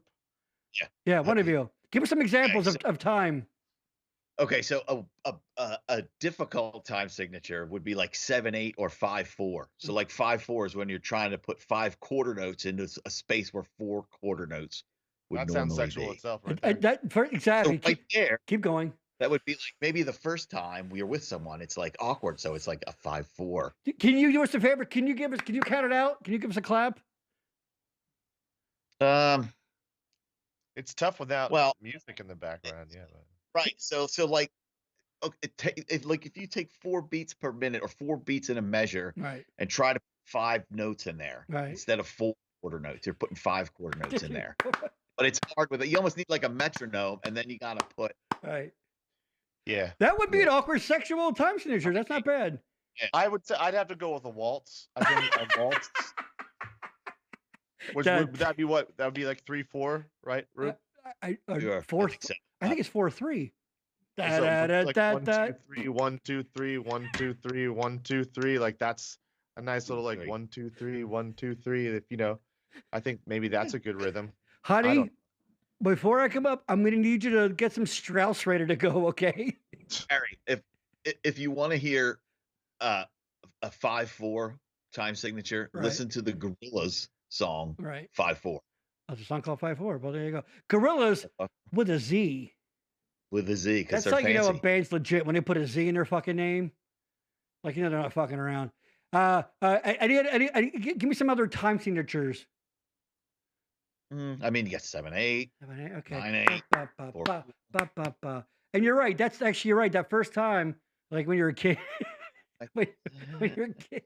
Brr, that's why, Michael. That's why you like that fucking thrash shit, right? That brr brr brr brr. Do you fuck like that?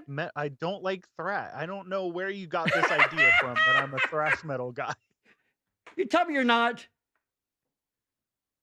I do. He's looking at Rube. Are you a thrash metal guy? I like some of it. I like, yeah. Really? You know what I don't like? I think Michael can appreciate this. Dude, I'm not into like the Cookie Monster vocals or like Korn. You know what I'm talking about? Yeah. Like that. You know what I'm talking about? Yeah. That like kind of shit. Monster.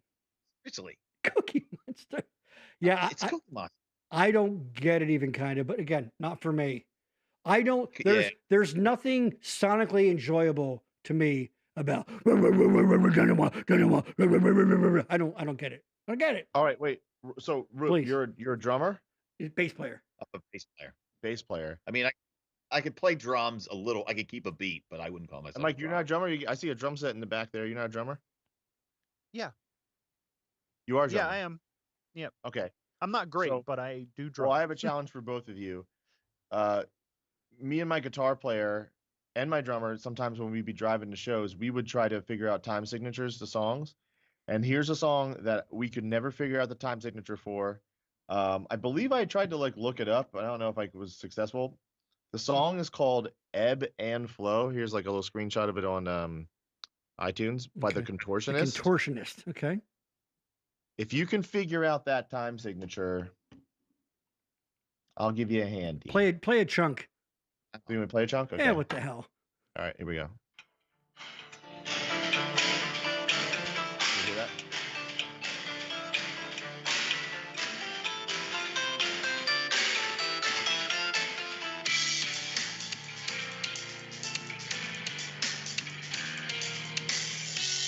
Wow.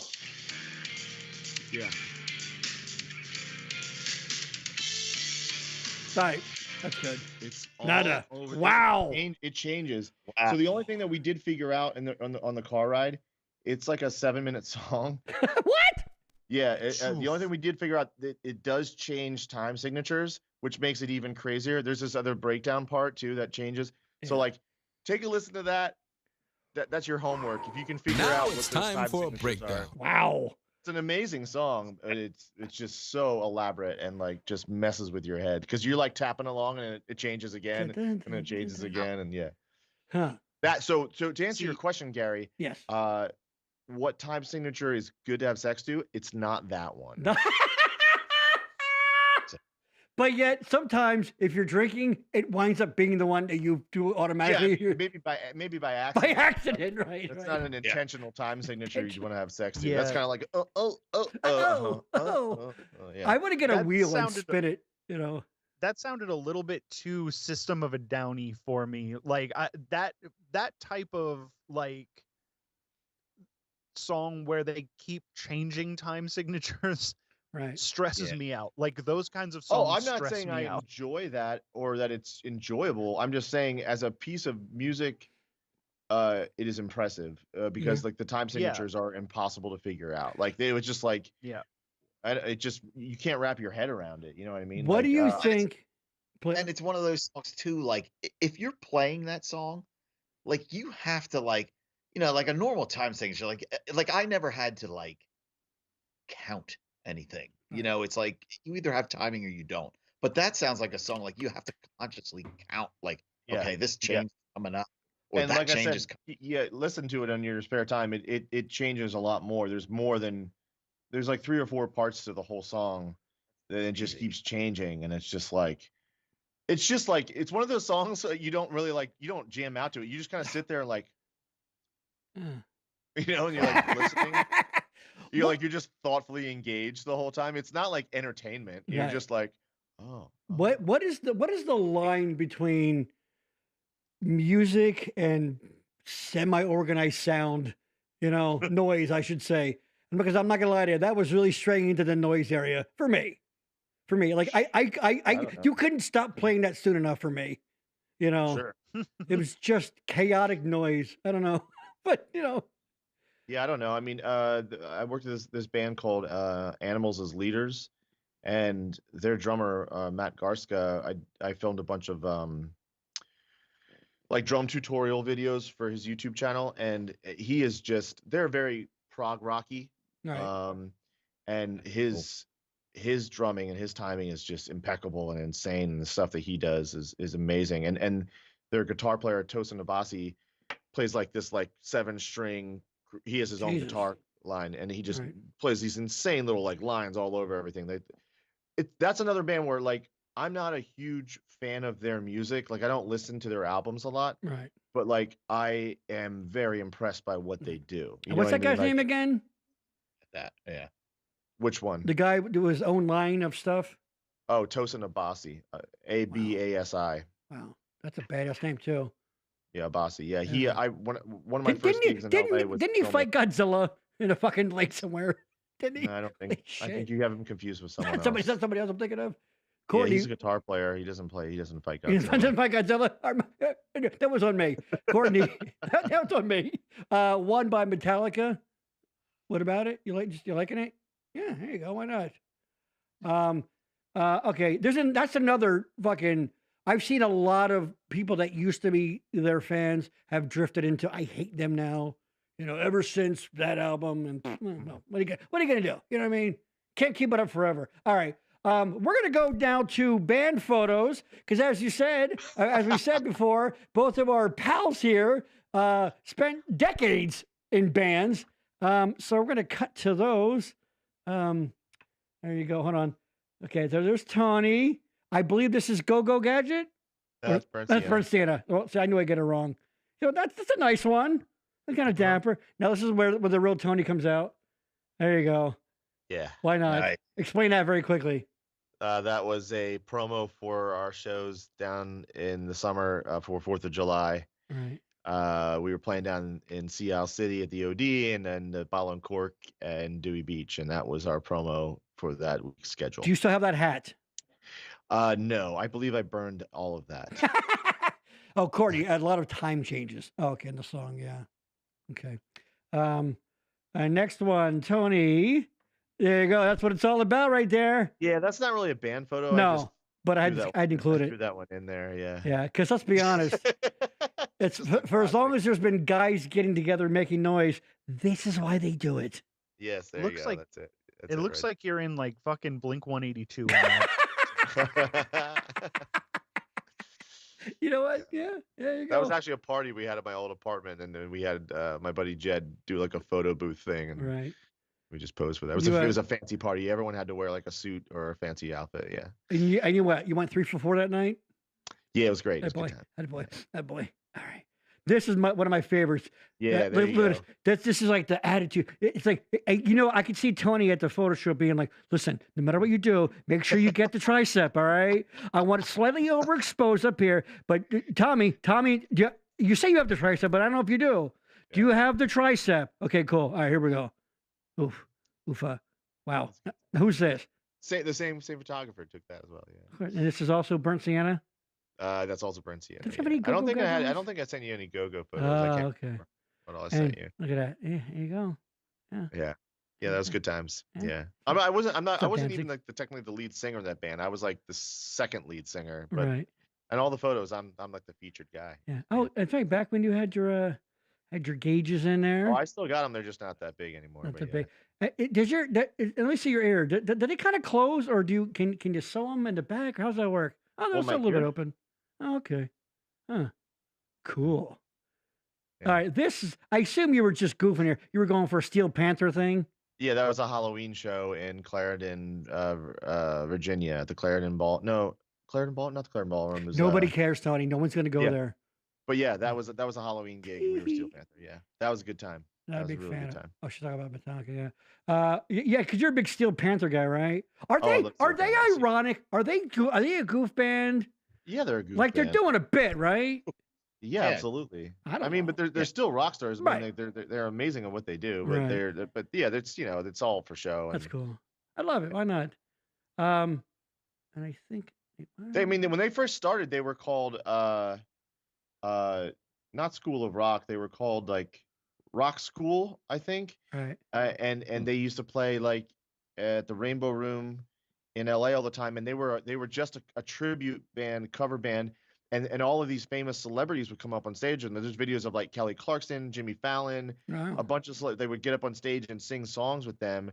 But then they started releasing some of their own songs under the moniker Rock School or whatever, but it was taken. So then they changed their name to Steel Panther, and then they came out with their original album, and that's how they became who they were. But no, I mean they started their career as just like a straight up band, 80s hair band, cover band. Yeah, it's pretty badass. Yeah. Steel Panther's a great name, and it's got bits of real Panther in it, so you know it's good. So you know it works. So here you go. Right. All right, and my favorite, because I know Tony long enough. I know he's doing like a funny, goofy thing here. But it's like it looks like "Hello World." There's a song that we're singing. Come on, guys, let's go try to get some fucking snatch. Here we go. Yeah. It looked so awkward because like the photographer was trying to get a shot of us, but like he didn't want us running at full speed, so we were like running in slow motion. Right. You know what I mean? Like to get that shot, you know what I mean? So like that's why my guitar player on the right there, Chris, like he just doesn't look like he's running at all. This is my favorite one. This guy here, because he's doing some sort of karate chop thing. He's a nut job. Yeah, and this guy. Yeah, Chris. Yeah, he didn't know what to do. He doesn't look like he's running. It looks like he's just caught in some weird moment. There you go. And I think that's the last year's now. Young Mike Ruppert. Oh, there it is. Look at that fucking. This is one of Roop's first bands. All of us are the guys that we grew up with, our old friends. We used to go see him. This is Critical Condition. Roop. Dude, I think, Please walk us through Critical Condition. I think that was like summer of '88. I think it's still in high school. And the one guitar player's buddy was like a photographer, and he's like, "Oh, take some pictures." Man, my buddy does photography. Right. Yeah, he's got a dude. It's gonna be great. And I can't not say I'm too many anymore, but you can see Roop's all sullen. He's rocking the headband. I know for a fact this guy, unfortunately, dead. He is no longer with us. Elwood. Yep. Elwood. God bless him. Lenny. He was a good. And this gentleman here, who's every bit the guy that he looks like he is, happens to have a really hot sister who's married to this guy. Interesting. Yeah. And I believe, and of course, the great Mike Mullen, one of the funnest guys I've ever fucking partied with. The guy, I believe he's all good and clean now, but would drink anybody under the fucking table. A quick story about Chris Farley dressed as a guy in a band. What's that? He kind of looks like Chris Farley. He fucking does. Yo, we're Van down by the river. 1, 2, 3, 4. And he's got like this great like acid washed pants on there. That's fantastic. Look at that. Look at that. Hold on. Cut to 4. Look at that. Now, and then this guy, Lenny, the drummer, I believe, is this true, Rube? Didn't he try to grow pot one time? And he accidentally, he added a Miracle Grow. Thinking, well, it'll be a miracle for him to grow. Well, apparently not good for fucking weed, and he killed his badge. He put like weed killer on it or something. What kind of music? What kind of music did you guys play? He did like it was like all some Judas Priest style heavy metal covers. Yeah. Well, speaking of Chris Farley, you remember the Schmidt's Gay commercial from SNL? I think I'm gonna like house sitting. Yeah. Yeah. That totally fits that vibe right there. It does. Totally. There you go. It's just. Gary, that's not a sound that a bass guitar makes. No, but that's the sound around him. Sorry. Exactly. By the way, I forget.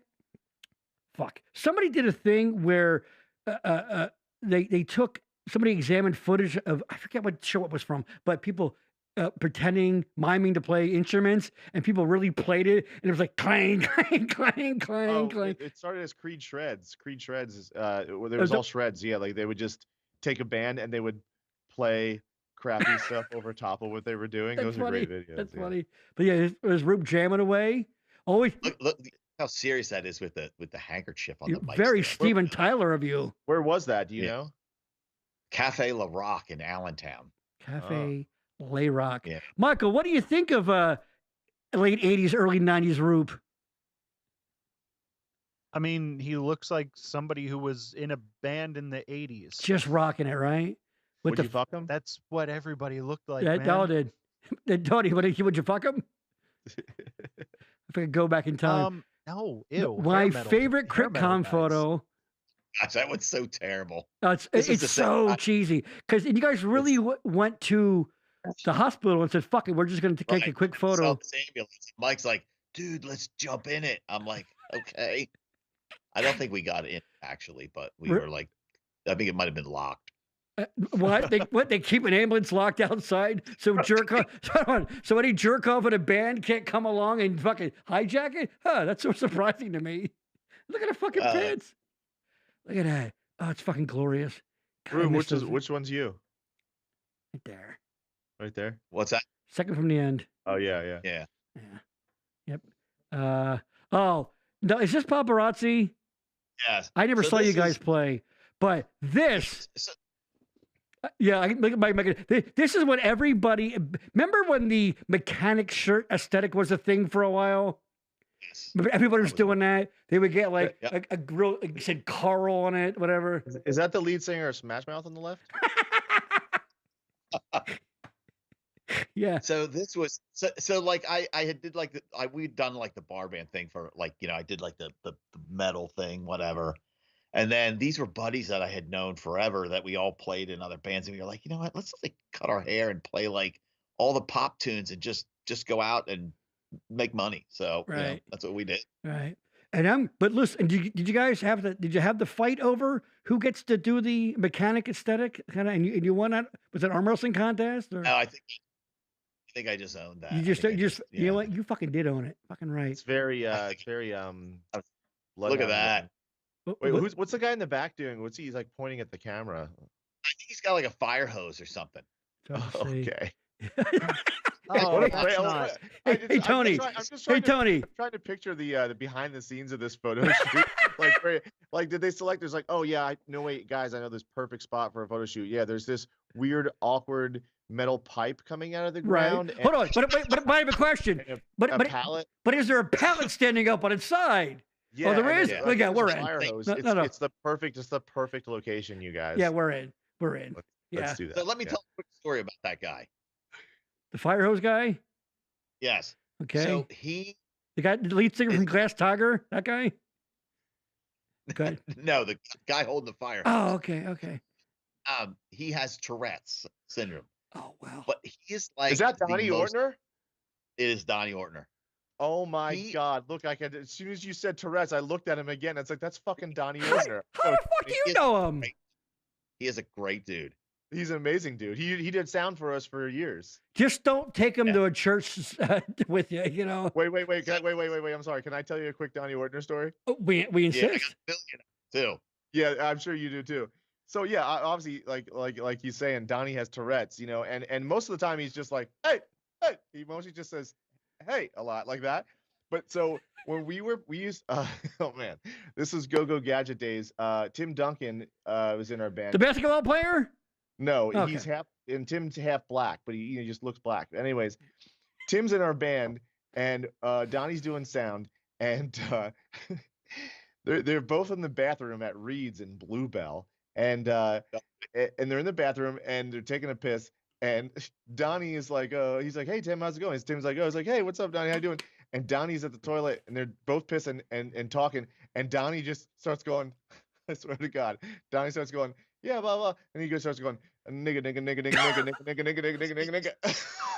Oh my God! And Tim did not know what to do.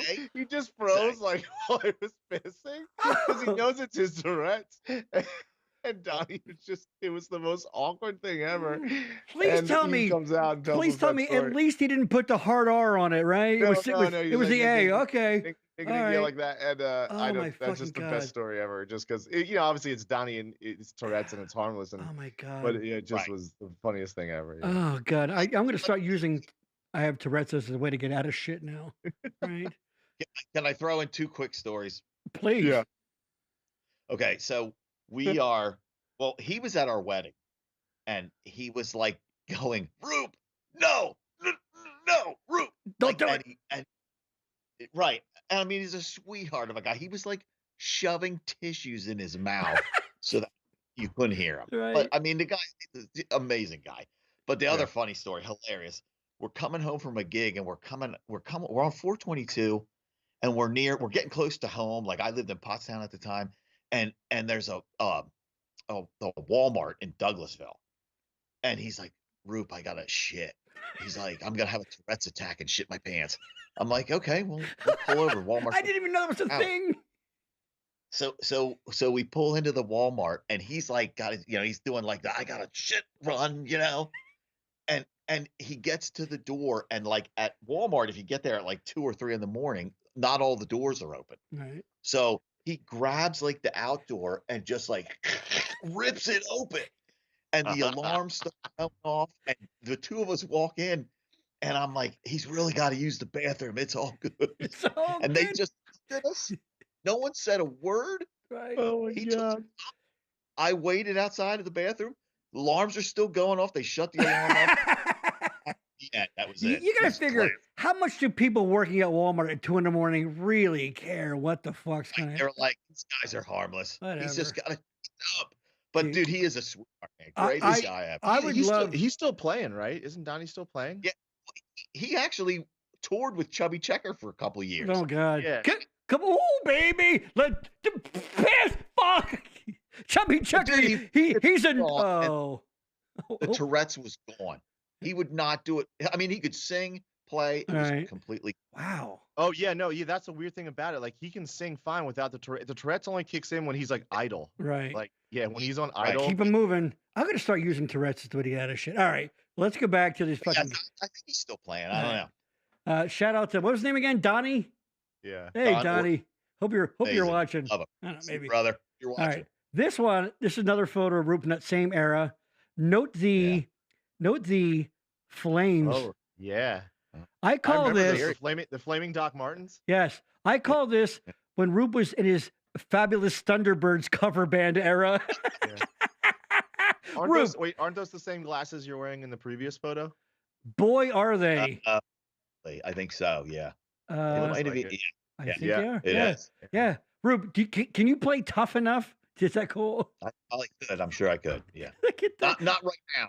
Look at that fucking. Look at that. Woo! Is it tough enough? This one. Yeah, that's the. That's when he sent me this. I'm like, fucking jackpot. That is terrible. Fucking jackpot. Dude, my dick got so hard when you sent this to me. First of all, there's so much going on here. What evil? Like, could Don be any closer? Like seriously? Yeah. What? Yeah. First of all, this looks like in Ghostbusters. You know, when the red eyes are coming through. I am the Keymaster. Right? Yeah. I think a crop job. Look at this. And I have a question. Did you guys kiss each other after this was fucking done, or how'd that work? I don't know. Wasn't this guy the bad guy in Commando? That's Donnie. That's Donnie. Oh, is that Donnie? The guy on the far left looks like a line cook at Applebee's. Still waiting on those mozzarella sticks. I'm working on him. All right, I need to turn the fryer back on. I need those mod sticks for table 3. God damn it, Tommy. He fucking does. Oh, is that like lightning bolts too on his thing? Like red lightning, yeah, red lightning. Fuck, they call it red lightning. Yeah. I don't know if red lightning would be a cool or bad nickname. God, there you go. Oh, look at Rube. I hate using this as a pejorative. I really do. But goddamn, you look so goddamn gay there. Not in a bad way. Not in a bad way. You look like a celebrity there, and I can't put my finger on it. I can't think of you. You remind me of someone there. Again, some guy used to make porn in the Valley back in the day, maybe. Yeah, right. Holy fucking shit, Michael! Any thoughts on this? As an outsider, I got nothing. It looks like this guy on the extreme right looks like the bass player for Green Day, but other than that, yeah, he does kind of look like him. This guy here, yeah. Wow. And this guy looks like Dolph Lundgren right next to him. Oh yeah, that's it. Sure. I know. I don't know if you guys watch SNL currently, but there's a cast member on SNL, a younger guy named Andrew Dismukes. Right. Rube, that's who you look like. You look like a young. I don't know if I can. Is he full cast or is he a future player? He's current. He's current cast member. Right. I don't know if you get Gary. Can you do that thing that Joe Rogan does? Was Jamie? Can you pull that up? Jamie, can you pull it up? Yeah. Yeah, Andrew Dismukes, SNL. If you just type Andrew SNL, I'm sure it'll come up. You'll see what I'm talking about. SNL. There he is, Dismukes, right there. Yep, that's him. Yeah. Oh, that guy. Oh, yeah, I've seen that guy. That photo. He looks like a young Andrew Dismukes there. Yeah. Kind of. Doesn't have the ears. It doesn't have the ears, Rube but doesn't have the the face. ears. The face. So now go back to look at that. Now go back to the photo, the band photo. Where was that? There you go. Yeah. See. It's close. It's close. Yeah. Kind of so there you go. Yeah. So that's what I was thinking of. Yeah. Roop was Frank. Roop was in Backstreet Boys. Zing. Oh. Good one. Ouch. See, it goes, man, it's something for everybody. All right. There's one last thing that I have to get out. Tony, we were going to talk Back to the Future. Whatever. There was 2 DeLoreans in 1885. All right. Doc puts the one in the cave. I got to go in 5 minutes. All right. Gotcha. Doc puts the DeLorean in the cave. The one, it's still waiting there. So when Marty comes back and breaks the fuel tank, he could have just used that one. Yep. Big fucking flaw. All right. This is, Michael, I have something I want to show. We'll do it next episode. It's funny video. It's a little kid saying he's the Flash, and he turns around and he falls. It's hilarious. It's hilarious. But this, you can't have music. What's the expression? Sex, drugs, and rock and roll, right? So this is a commercial from the 80s, very regional New York one. It's 100% real. It is for a product I give to you, gentlemen, Synth Coke. Here we go. Oh, come on, Eddie. You promised me you'd bring me some. Oh, shit. Oh, fuck. I fucked up. Right Hold here. on. Sorry. Yeah, I hear it. I forgot to change the fucking shot. My bad. There it is. All right. So we got this guy, Eddie, sitting on the couch with his fucking tweaked out girl there. And he's looking to score some. And she's like, yeah, but I got to get that fucking blow first. So here we go. Oh, come on, Eddie. You promised me you'd bring me some. And I did. I've got it right here. Promise her anything, but give her Synth Coke. Is it snow, or is it Synth Coke? Only a wallet knows for sure. Your wallet? Synth Coke is available at adult bookstores and boutiques throughout Manhattan. Or send $9.95 to Buzz Productions, P.O. Box 446, Kittery, Maine, 03904. Remember, allow 2 weeks delivery on personal checks. Money orders are shipped the same day. Dude, this so is... what is it? Does it get you high, or is it just like fake Coke? Is it a baking powder? From some things I've read, apparently it's some sort of powdered caffeine. So you'll feel a little... I was gonna say, it's like that fucking Stacker 2 or whatever. Oh, in powder form? Yeah, you just snorting. Okay. You back that yellow jackets from the gas station. Mm-hmm. Yeah. I got you, Rube. So I mean, look at, because she's like, yeah, sure, Eddie, I'll suck your dick, but come on, Eddie, you promised you got to give me that Coke. And boom, he's got sitting there. And look at her face. I love like the a fucking hug afterwards. Wait, keep playing the gingerly hug right here. Just so and just look how you awkwardly. Because Tony, you work on production. You know they're like, listen, when you hug her, you've got to reach out your arm and show the fucking product, and they had to do a cutaway. Look at this. Look how he's like, oh baby, I got you. I got that blow you need, you dirty, rotten, passed around whore. I guarantee after they were done filming this commercial, they filmed a porn. They really did. Look at like a kid on Christmas. Look how fucking happy she is with her fucking rotten teeth. Go on, Connie, listen. You want to do us to blow off my cock? And that whole set, with the wood paneling and everything, that's just such a... I mean, look at it. That's such a porn. That's She's such a porn so set. happy. You promised If you held a black light to that couch, it would look like a Jackson Pollock painting. And the most horrific thing is listen to the line he says. Here. All right, listen. Promise her anything, but give her synth coke. Promise her anything. Whatever it takes to trick her to suck your dick on your mom's couch in 1983. It's like they took a De Beers commercial for a diamond, and they just replaced the diamond with synth coke. That's it. Hey, are you not the romantic type, but your girl will suck a dick for a fucking hit of fucking... Oh, Christina Palazzo! Holy shit, how you doing, sweetheart? Speaking of girls that may have been in porno, I'm kidding, Christina, you're lovely. This couch has some things. Yeah, I've seen some things. No fucking kidding. Hi, Christina. Aw, good to see you. By the way, I've been liking your videos. Christina's on putting stuff up on TikTok. She's promoting some products and things that she likes. Go check it out. Throw your throw what it is again. I forget what your TikTok handle is. Throw it in there. Is that our old theater buddy? That is Christina Falazzo. Goddamn right it is. Don't tell my secrets, Gary. What's up, Christina? I haven't seen you in a while, and I don't look like this at all. Tony's doing a goof. Tony's doing a character.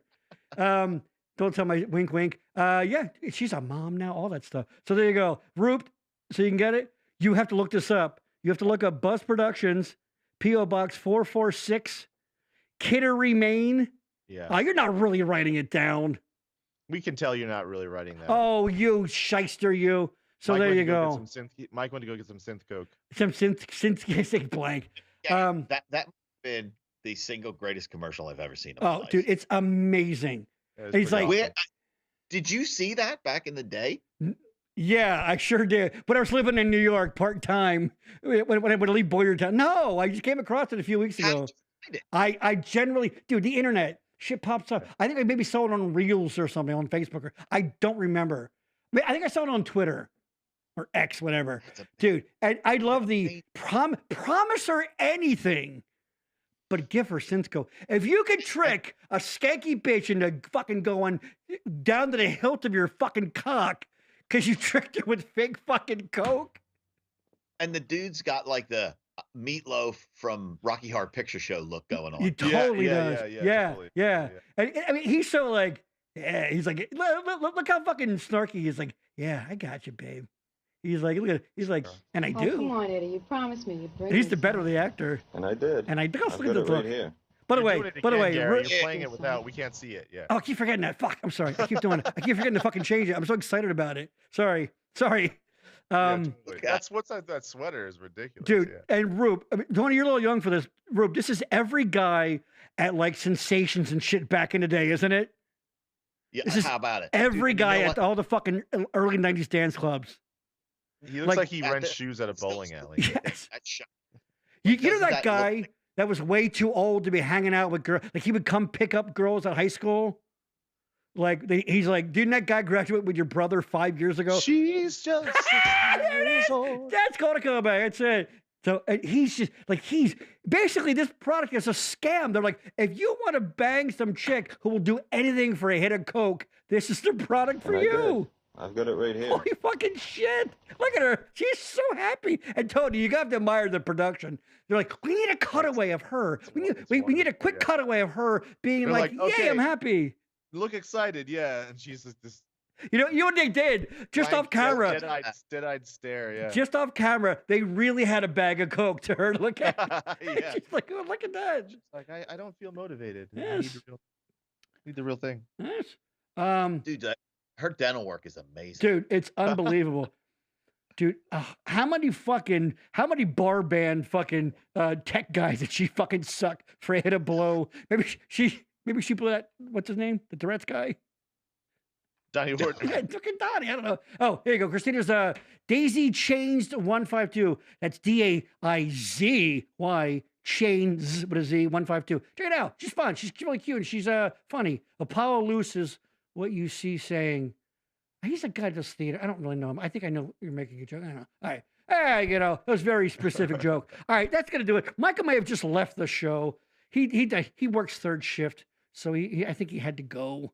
It happens. We ran late because we were having so much fun. That's it. So Tony, of course, go to 3hive.com.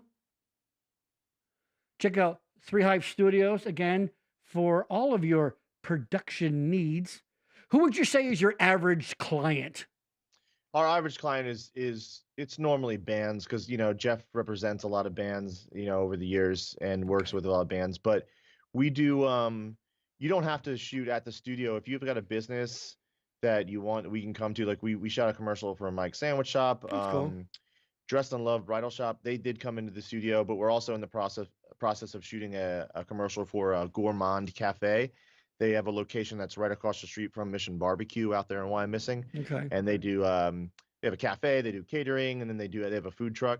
So we're shooting all sorts of content for them. But yeah, like we'll go anywhere, you know, if you got a business and you need a promo video shot, you know, we travel to do stuff. But I have bought the rights to Synth Coke. Okay, great. So I'm thinking about bringing it back. Great. Well, then hopefully, you know, if you come to 3Hive Studios, we'll have some Synth Coke for you as well. What's that, Rube? I'm in. You're in for some Synth Coke? Yeah. That picture qualifies for, can I get my money back? Bad 90s photos. There you go. No fucking shit. All right, so check it out, 3Hive, and check them out, 3hive.com. They do great work. Maybe, you know, oh, I work with a lady. Her son's in a band. Maybe they want to take it to the next fucking level. That's what it is. These guys, you know what? Really, it should be 3Hive Studios. Take it to the next level. You're welcome. You're welcome. That's, you know what? That's my gift to you. You can use that one. Rube, anything to plug? Nothing for me, but my wife's going to be in Reading Civic Theater's Into the Woods the first weekend in April. Oh, she got cast. That's awesome. Yeah. There you go. Into the Woods, Reading Civic Theater. They do their, they have a new performance space. It's the old Fox movie theater in Exeter, just next to the pizza shop there, Bruno's. It's that old theater. That's cool. So Into the Woods. What are the dates again? It starts the first weekend in April. There you go. The 4th. So go see Rube's lovely wife, Kate, and Into the Woods, as we say. Yep. Perfect timing, Michael. Anything to plug, Michael? Oh, yes. Of course, we cannot forget about Jack Billings Presents, King of the Big House. Give us the quick plug on that. It's a scripted comedy podcast that takes place in an alternate dimension, Reading, Ohio, where a bunch of weirdos live.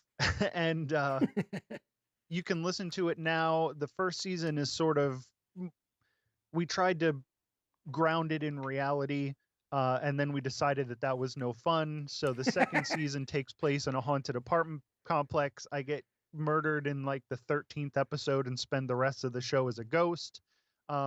This year we just introduced our supernatural element when Trixie Smithson gets abducted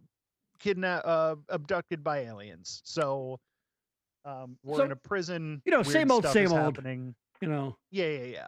Tony, fun fact. So the girl here, the woman here, Spencer Fetcho's wife. So Larry Fetcho's, the great Larry Fetcho, that's his daughter-in-law. Isn't that fun?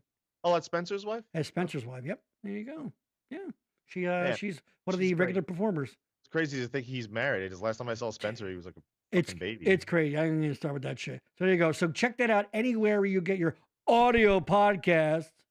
Audio podcast. That's right. That's, I think, everything. Again, check us out in 2 weeks with the Pardos of New York promoting their show. And 2 weeks after that, the great Kim from Vuja Day. She's amazing. You're going to fall in love with her. It may cause fucking, issues with your girlfriend when you see her and Pardo, the piano man. The piano man, exactly it. I think that's it. Anything else, gentlemen? Any last thoughts? Oh, hold on, one more thing. You dick. That's right. Don't be a dick to anybody, okay? Check out all of our social media, all that stuff on YouTube, all that stuff. Thank you so much. Everybody, guys, did you have a good time? Yeah. Awesome. All right, I'm glad Krabby Gary went away. That guy. Who needs that guy? That guy's a real crabby bitch, isn't he? Ugh. Tony's doing a character. Why am I hearing noise before the show? Whatever. Fucking asshole that I am. All right. I love you guys. Thank you. You guys rock. You guys, will you come back? Yes. All right, cool. Yes. All right. Michael, thank you so much. You and your back. Thank you. You fucking brought it as always. I'll come back. Gary. There you go. Don't Rocking. worry about it. All right, gentlemen. Thank you. And everybody, we'll see you next time in the back room. See ya.